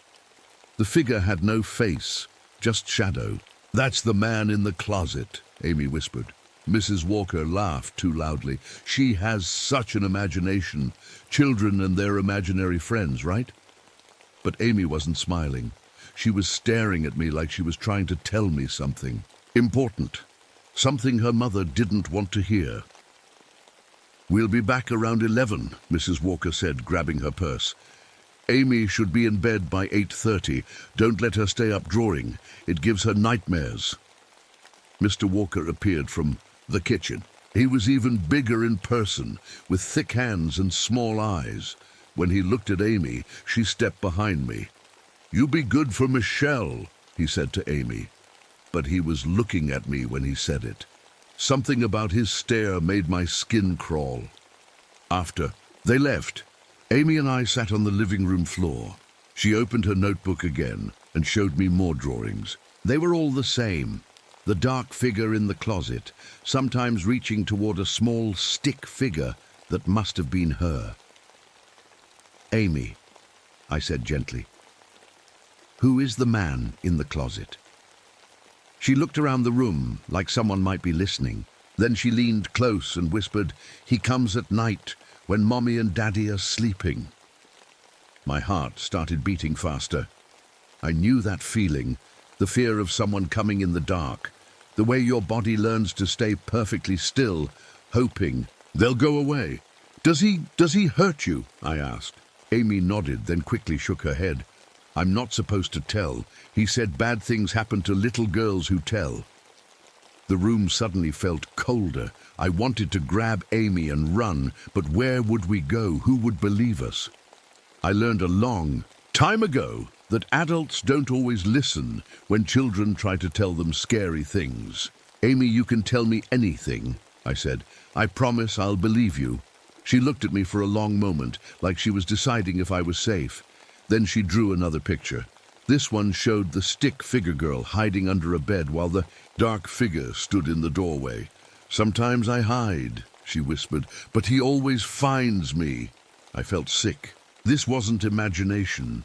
This was real. Amy was living the same nightmare I'd lived for years, the same nightmare that made me leave my mother's house and never look back. As the evening went on, Amy showed me more things. How she always checked the locks on the doors, how she kept a flashlight under her pillow, how she knew exactly which floorboards creaked so she could avoid them when she needed to move quietly at night. These weren't things a 7-year-old should know. These were survival skills. When bedtime came, Amy didn't want to go upstairs. She kept finding excuses, needing water, needing the bathroom, needing to show me one more drawing. "I don't like my room," she finally admitted. "Why not?" "The closet door doesn't lock." Those words hit me like a punch. I remembered being her age, pushing my dresser in front of my bedroom door every night. It never worked. He always found a way in. I tucked Amy into bed and left her door open with the hallway light on. But as I sat downstairs waiting for her parents to come home, I kept hearing sounds, footsteps upstairs when Amy should have been sleeping, the creak of floorboards in the hallway. I went to check on her and found Amy's bed empty. My heart pounded. As I searched the house, calling her name softly, I found her in the kitchen, standing by the back door. She was unlocking it. "Amy, what are you doing?" She turned to me with sleepy eyes. "I have to unlock the doors so I can run if I need to." She was sleepwalking, but even in her sleep she was trying to protect herself. As I led her back to bed, I noticed something else. One of the kitchen knives was missing from the wooden block on the counter, the biggest one. I searched the house but couldn't find it anywhere. Maybe Mrs. Walker had put it somewhere else, I told myself. But deep down, I knew better. Amy settled back into bed, but I couldn't shake the feeling that we weren't alone in the house. Every shadow looked like it might be hiding someone. Every sound made me jump. When the phone rang at 10 o'clock, I nearly screamed. "Hello," I answered, heavy breathing. Then a voice I recognized but hoped I'd never hear again. "I found you, Michelle." The line went dead. It was my stepfather, Robert Hayes, the man I'd run away from, the man who'd made my childhood a living hell. Somehow, he'd found me. I hung up the phone with shaking hands. My stepfather's voice kept playing in my head like a broken record. How did he find me? How did he get this number? I walked back to the living room and sat down, trying to breathe normally, but my chest felt tight, like someone was squeezing it. This always happened when I thought about him. My body remembered things my mind tried to forget. Amy appeared at the top of the stairs in her pink pajamas. "Michelle, I heard the phone ring." "It's okay, sweetie, just go back to bed." But she came downstairs anyway and sat next to me on the couch. She was carrying her notebook again. "Are you scared?" she asked. The question surprised me. Kids usually don't notice when adults are afraid. We're good at hiding it. "A little," I admitted. Amy opened her notebook to a new page. This drawing was different from the others. It showed two stick figures, one big, one small, holding hands. Above them was a dark cloud with angry eyes. "Sometimes I get scared too," she said, "but it helps when someone stays with me." I looked at this little girl who was trying to comfort me when she had her own monsters to worry about. It made my heart hurt. "Amy, can you tell me more about the man in the closet?" She looked around the room again, checking the corners and shadows. "He's big like Daddy. He smells like the soap Daddy uses, and he..." She stopped talking and started coloring harder with her crayon. "It's okay. You can tell me. He touches me in places that hurt, and he says if I tell Mommy, something bad will happen to her." My stomach dropped. Those words, I'd heard them before, a long time ago, from my stepfather's mouth to my ears. "Amy, has your daddy ever hurt you?" She nodded so small I almost missed it. "The man in the closet is Daddy, but I call him the man in the closet because when he comes to my room at night, he's not like Daddy during the day. He's different, scary." Everything made sense now. The drawings, the fear, the way she hid behind me when her father looked at her. Amy was living in the same hell I grew up in. I pulled her close and hugged her tight. "I believe you, Amy, and I'm going to keep you safe." As we sat there, I started hearing those footsteps again. Slow and careful, like someone was walking around upstairs. But the Walkers weren't supposed to be home until 11. "Do you hear that?" I whispered to Amy. She listened and nodded. "Someone's in the house. Maybe your parents came home early." But Amy shook her head. "Those aren't Mommy's shoes, and Daddy's walking is different, heavier." The footsteps moved from the bedroom to the hallway, then they stopped right above us. I felt that old, familiar feeling creeping up my spine, the same feeling I used to get when I heard my stepfather's footsteps outside my bedroom door late at night. My vision started to get blurry around the edges. My hands felt cold and far away. "Michelle?" Amy's voice sounded like it was coming from underwater. "Michelle, are you okay?" I blinked hard and forced myself to focus. Amy was staring at me with worried eyes. "I'm fine," I said, but my voice sounded strange even to me. This happened sometimes. When I got really scared or remembered bad things, it was like part of me just left, like I was watching everything happen to someone else. The doctor, Jessica's mum, took me to called it something fancy, but I just called it going away. The footsteps started again, moving toward the stairs. "We need to hide," Amy whispered. She grabbed my hand and pulled me toward the kitchen. "Amy, wait." But she was already moving, and she knew exactly where to go. She led me to a cabinet under the sink and opened it. "I hide here sometimes," she said, crawling inside. I followed her into the small, dark space. We sat there, in the silence, listening. The footsteps came down the stairs, slow, careful, like whoever it was didn't want to be heard. Through the crack under the cabinet door, I could see kitchen tiles and the bottom of the refrigerator. A shadow moved across the floor. Big work boots, men's boots. Amy grabbed my arm. Her little fingers dug into my skin. The shadow stopped, right in front of our hiding spot. The boots turned toward the cabinet. For a long moment, nothing happened. I held my breath until my lungs burned. Then the boots moved away, toward the living room. We waited in that cabinet for what felt like hours, but was probably only 10 minutes. Finally, the footsteps went back upstairs. A door closed somewhere above us. "Is he gone?" Amy whispered. "I think so." We crawled out of the cabinet. I looked at the kitchen counter where the knife block sat. Still missing one knife, the biggest one. "Amy, where do you think that knife went?" She looked at the empty slot and her face went pale. "Sometimes when I sleepwalk, I do things I don't remember," she said quietly. "Mommy says I took it, but I don't remember taking it. Where is it now? I think I hid it somewhere, in case I need it." The phone rang again. We both jumped. I looked at the clock, 10:30. The Walkers should be home soon. I picked up the kitchen phone with shaking hands. "Hello. You can't hide from me forever, Michelle." My stepfather's voice was calm, like he was talking about the weather. "I know exactly where you are. I've been watching." "Leave me alone," I whispered. "I'm coming for you, and this time you won't get away." The line went dead. Amy was standing next to me, looking up with those big, scared eyes. Who was that? Someone who hurt me when I was little, like the man in your closet hurts you. Is he coming here? I wanted to lie to her, to tell her everything was fine.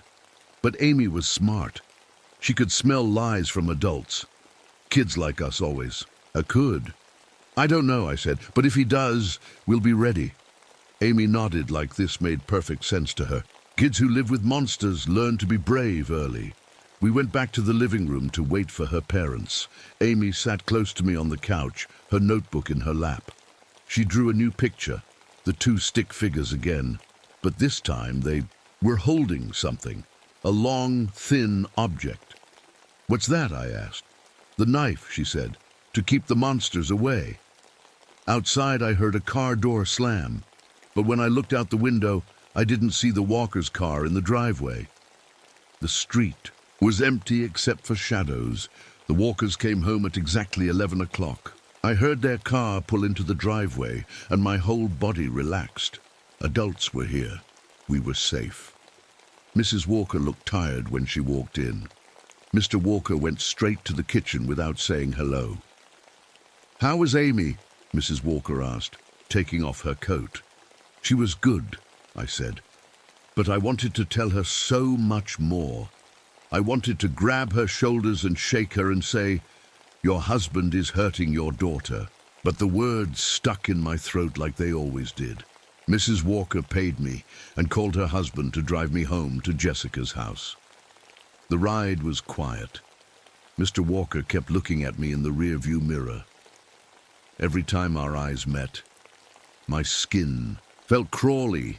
When we got to Jessica's house, all the lights were off. That was weird. Jessica always waited up for me when I was babysitting. "Thanks for the ride," I said, getting out quickly. Mr. Walker rolled down his window. "Michelle, Amy really likes you.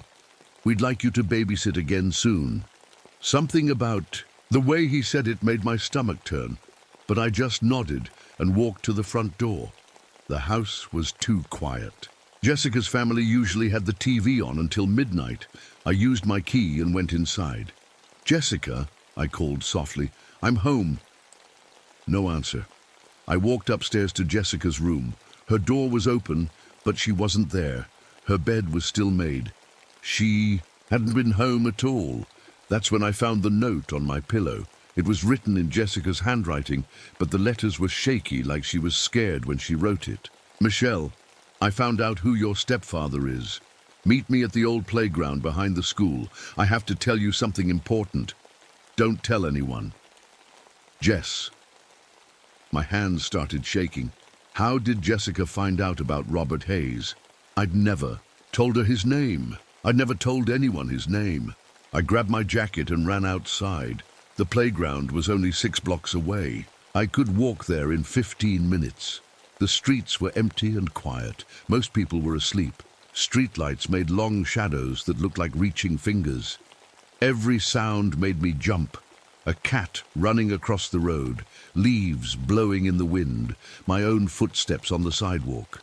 The playground sat behind Lincoln Elementary in a patch of trees. During the day, it was full of kids laughing and playing. At night, it looked like something from a nightmare. I saw Jessica sitting on a swing, not moving. Her back was to me. "Jess!" I called, running toward her. She didn't turn around. She didn't answer. When I got closer, I saw why. Jessica was dead. Her neck was bent at a wrong angle. Her eyes were open, but not seeing anything. There was blood on her jacket. I screamed and fell backward onto the ground. My brain couldn't understand what I was seeing. This was Jessica, my best friend, the person who saved me when I had nowhere else to go. She was asking too many questions. I spun around. A man stepped out from behind the big oak tree. He was tall and thick, with graying hair and cold eyes that I'd seen in my nightmares for years. Robert Hayes, my stepfather. "Hello? Michelle, did you miss me? I tried to run, but my legs felt like water." He moved fast for a big man and grabbed my arm before I could get away. Now, don't be rude. I came all this way to see you." "Let me go," I whispered. "I don't think so. You caused me a lot of trouble when you left. Do you know, I had to spend 3 months in a hospital because of your lies? They weren't lies." His grip got tighter on my arm. "The doctor said I was sick. They gave me pills and made me talk to therapists. But I got better, and they let me go because I convinced them you made it all up." My heart sank. He was free. The system had failed again.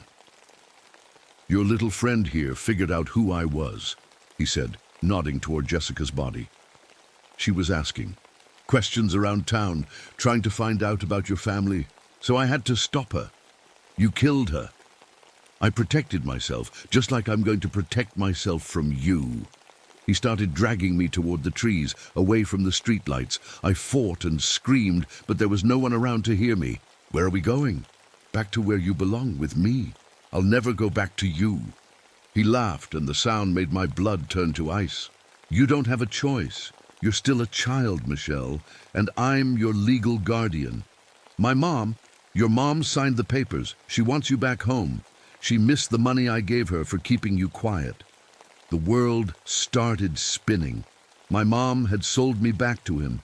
The one person who was supposed to protect me had handed me over to my abuser for money. We reached his car, parked hidden behind the trees. He opened the trunk. "Get in." "No!" He hit me across the face, hard. Stars exploded behind my eyes. "Get in the trunk, Michelle, or I'll go back and kill Amy Walker too. Is that what you want?" Amy, sweet, scared little Amy, who was living the same nightmare I'd lived. She was still back at that house with her father, still in danger. "You stay away from her," I said. "Then get in the trunk." I climbed into the dark space. He slammed it shut, and everything went black. The car started moving. Through the metal, I could hear him talking on his phone. "Yeah, it's me, I got her. No, the other girl won't be a problem anymore. I'm bringing Michelle back to the house now. Yes, I remember what we talked about, the Walker girl too." My blood turned to ice water. He wasn't just after me, he was after Amy too. The car stopped moving. I heard him get out and walk away. His footsteps got quieter until I couldn't hear them anymore. I was trapped in the trunk of a killer's car, and the only person who might help me was a 7-year-old girl who was probably sleeping in her bed, not knowing that a monster was coming for both of us.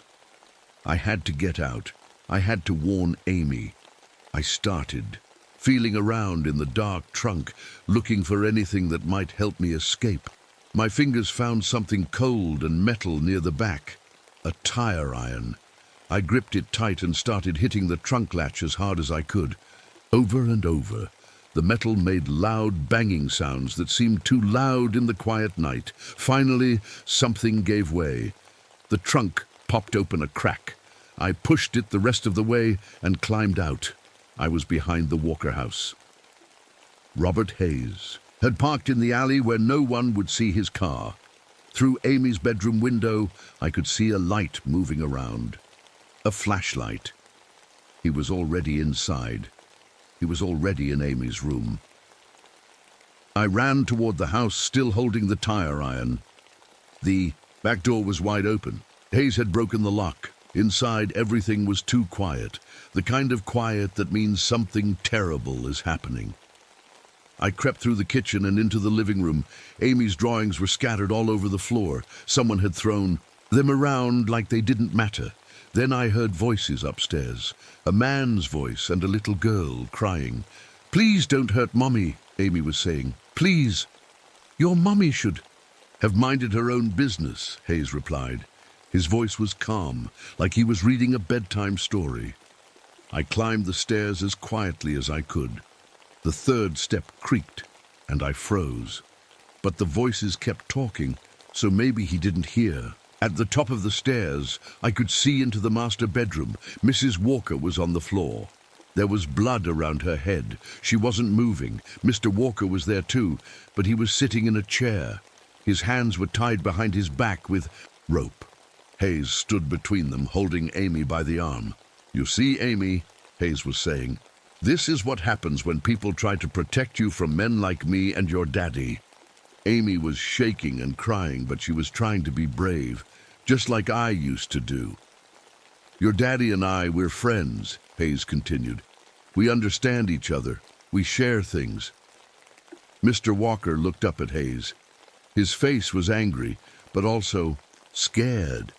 "You said you just wanted the girl," Mr. Walker said. "You didn't say anything about killing my wife." "Your wife was going to call the police. She finally figured out what you've been doing to Amy. Can't have that." My stomach felt sick. Mrs. Walker had known. She had finally believed Amy about her father, and Hayes killed her for it. "Now we have a problem," Hayes said to Mr. Walker. "Michelle got away from me. She might try to come back here, so we need to clean this up." He looked down at Amy. "But first, I think Amy and I should get to know each other better." "No," I said, stepping into the doorway. "Leave her alone." Hayes turned around and smiled. It was the same cold smile I remembered from when I was little. "There you are. I was wondering when you'd show up." I held up the tire iron. My hands were shaking, but I tried to look brave. "Let Amy go. Your problem is with me." "Oh, Michelle, you still don't understand. I don't have problems. I solve problems. And right now, you and Amy are problems that need solving." He pulled Amy closer to him. She looked at me with those big, scared eyes. "Run, Michelle," she whispered. But I couldn't run, not again. I was tired of running.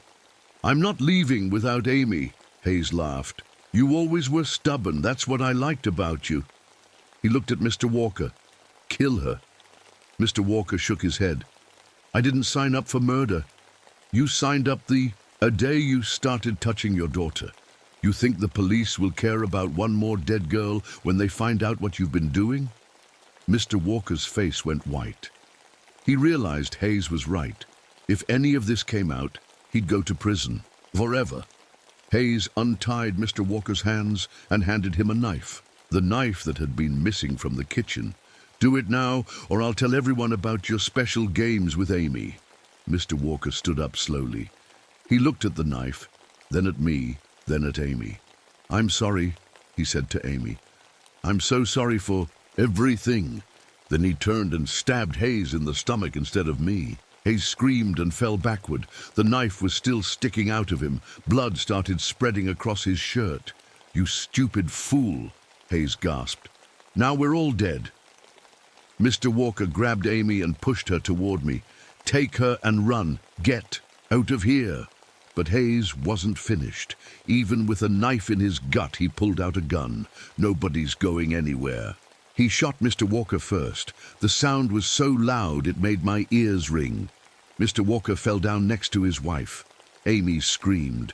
Hayes pointed the gun at me next. Your turn, Michelle. I grabbed Amy's hand and pulled her toward the window. The bedroom was on the second floor, but there was a roof over the front porch right below us. Can you climb? I asked Amy. She nodded. Kids who live with monsters learn to escape any way they can.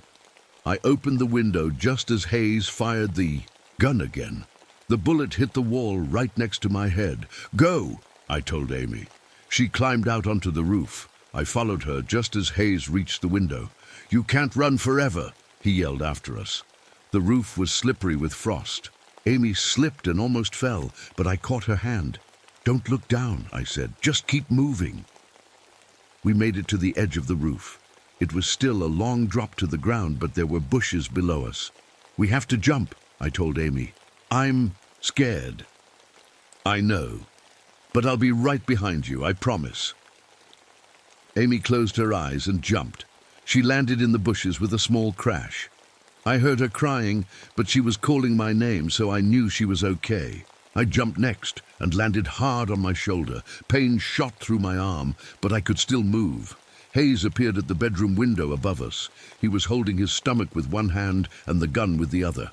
Run, I told Amy. We ran across the front yard toward the street. Behind us, Hayes was climbing out of the window onto the roof, but he was hurt and bleeding. He moved slower than us. We made it to the sidewalk just as lights started coming on in the neighbors' houses. Someone must have heard the gunshots. Help us, I screamed at the house across the street. Call the police. A porch light came on. Mrs. Peterson opened her door and looked out. What's wrong? She called. There's a man with a gun. He killed the Walkers. Mrs. Peterson looked at the Walker house, then back at us. Instead of helping, she went back inside and closed the door. The porch light went off. She wasn't going to help us. I heard a thud behind us. Hayes had jumped down from the roof. He was limping and bleeding, but he was still coming. Amy and I started running down the street, but Hayes knew these streets. He'd been watching this neighborhood for who knows how long. We turned the corner, and there was a police car waiting for us. For just a second, I felt relief. The police were here. We were safe. Then the car door opened, and a police officer got out. He was a big man with kind eyes. Are you girls okay? He asked. Yes, I said. There's a man chasing us. He has a gun. He killed... The officer held up his hand. Slow down. What man? Robert Hayes. He's my stepfather. He's been hurting me, and now he wants to hurt Amy too. The officer nodded and smiled. Don't worry. Robert's a friend of mine. I'll take you back to him. My blood turned to ice. This police officer wasn't here to save us. He was here to help Hayes. I grabbed Amy's hand and backed away from the police car. Come on, girls, the officer said. His voice was still friendly, but his eyes had changed. They looked cold now. Get in the car. I'll take you somewhere safe. No, I said. The officer's smile disappeared. That wasn't a request. Amy squeezed my hand tight. She understood what was happening, even if she didn't know all the words for it. Adults who were supposed to protect us were the ones hurting us instead. I heard footsteps behind us. Hayes was catching up, still bleeding, but still moving. "There you are," Hayes called out. "Officer Peterson, thanks for the help." Peterson, the same last name as the woman who wouldn't help us. The police officer was married to the neighbor who closed her door on us. "No problem, Robert.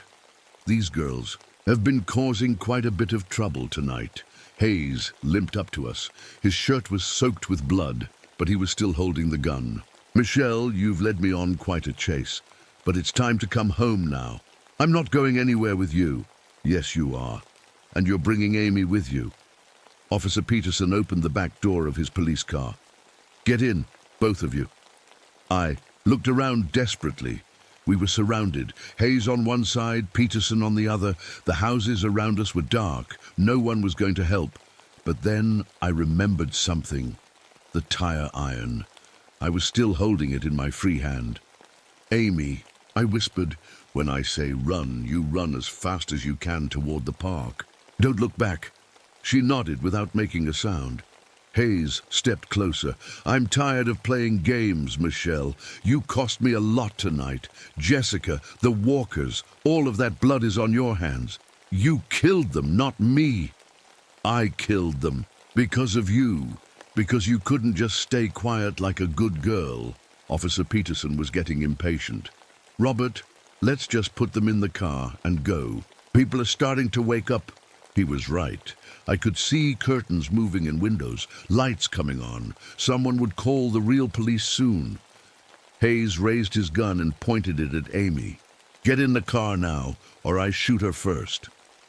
That's when something inside me snapped. I'd been scared my whole life, scared of Hayes, scared of telling anyone what he did to me, scared of fighting back. But I couldn't let him hurt Amy the way he'd hurt me. I swung the tire iron as hard as I could. It hit Hayes in the arm that was holding the gun. He yelled and dropped it. "Run!" I screamed to Amy. She took off running toward the park. Her little legs moved faster than I'd ever seen a kid run. Officer Peterson tried to grab me, but I swung the tire iron at him too. It hit him in the knee, and he fell down, cursing. Hayes was on his knees looking for his gun in the dark grass. Blood was running down his arm now, too. I could have run. Then I could have followed Amy and tried to get away, but I was tired of running. I stood over Hayes while he searched for his gun. "You want to know something?" I said. "I'm not scared of you anymore." He looked up at me. For the first time since I'd known him, he looked scared too. "Michelle, you don't understand. I'm sick. I need help. The doctor said, the doctors let you go. Just like everyone else, they believed your lies." I raised the tire iron above my head. "You hurt me for years. You killed my best friend. You were going to hurt Amy. I can change. I can get better." "No, you can't. People like you don't change. You just get better at hiding what you really are." Hayes found his gun and started to pick it up. I brought the tire iron down on his head as hard as I could. He fell forward and didn't get up again. Officer Peterson was still on the ground holding his knee, but he was reaching for his radio to call for backup. I kicked the radio away from him. "You're just a kid," he said. "You don't know what you're doing." "I know exactly what I'm doing. I'm stopping you from hurting any more children." I could hear sirens in the distance, real police sirens this time. Amy came running back from the park. She threw her arms around me and held on tight. "Is he dead?" she whispered, looking at Hayes. I checked. He was still breathing, but barely. "Almost." The sirens got louder. Red and blue lights flashed at the end of the street. "Michelle," Amy said, "what if the new police officers don't believe us either?" It was a good question. How many of them were like Peterson? How many of them would protect Hayes instead of us? But then I remembered something. Amy's drawings. She'd been trying to tell the truth for so long and no one would listen. "Amy, do you still have your notebook?" She nodded and pulled it out of her pajama pocket. It was crumpled and some of the pages were torn, but most of the drawings were still there. "These pictures tell the whole story," I said. "They show what your father did to you, what Hayes tried to do. The police will have to believe us when they see these." 3 police cars pulled up. Real officers got out, not like Peterson, who was still lying on the ground, moaning. A woman officer came over to us first. She knelt down, so she was at Amy's eye level. "Are you girls hurt?" she asked. "We're okay now," I said. The officer looked at Hayes lying unconscious in the grass, then at Peterson holding his knee. "Can you tell me what happened here?" I took a deep breath. This was it. Time to tell the truth and hope someone would finally listen. "It's a long story," I said, "but Amy has pictures that will help explain it." Amy opened her notebook and showed the officer her drawings. The man in the closet. The little girl hiding. All the truth she'd been trying to tell. The officer studied the pictures carefully. When she looked up, her eyes were angry, but not at us. "We're going to need to talk to both of you for a long time tonight. But first, let's get you somewhere safe and warm." As they put Hayes and Peterson in ambulances, Amy held my hand tight. "Michelle, are we really safe now?" I looked around. At all the police officers writing reports and taking pictures. Hayes was unconscious and handcuffed to a hospital bed. Peterson was arrested, but I knew the truth about being safe. There would always be more monsters. There would always be adults who hurt kids and other adults who looked the other way. "We're safer," I told Amy, "and we're together. That's what matters."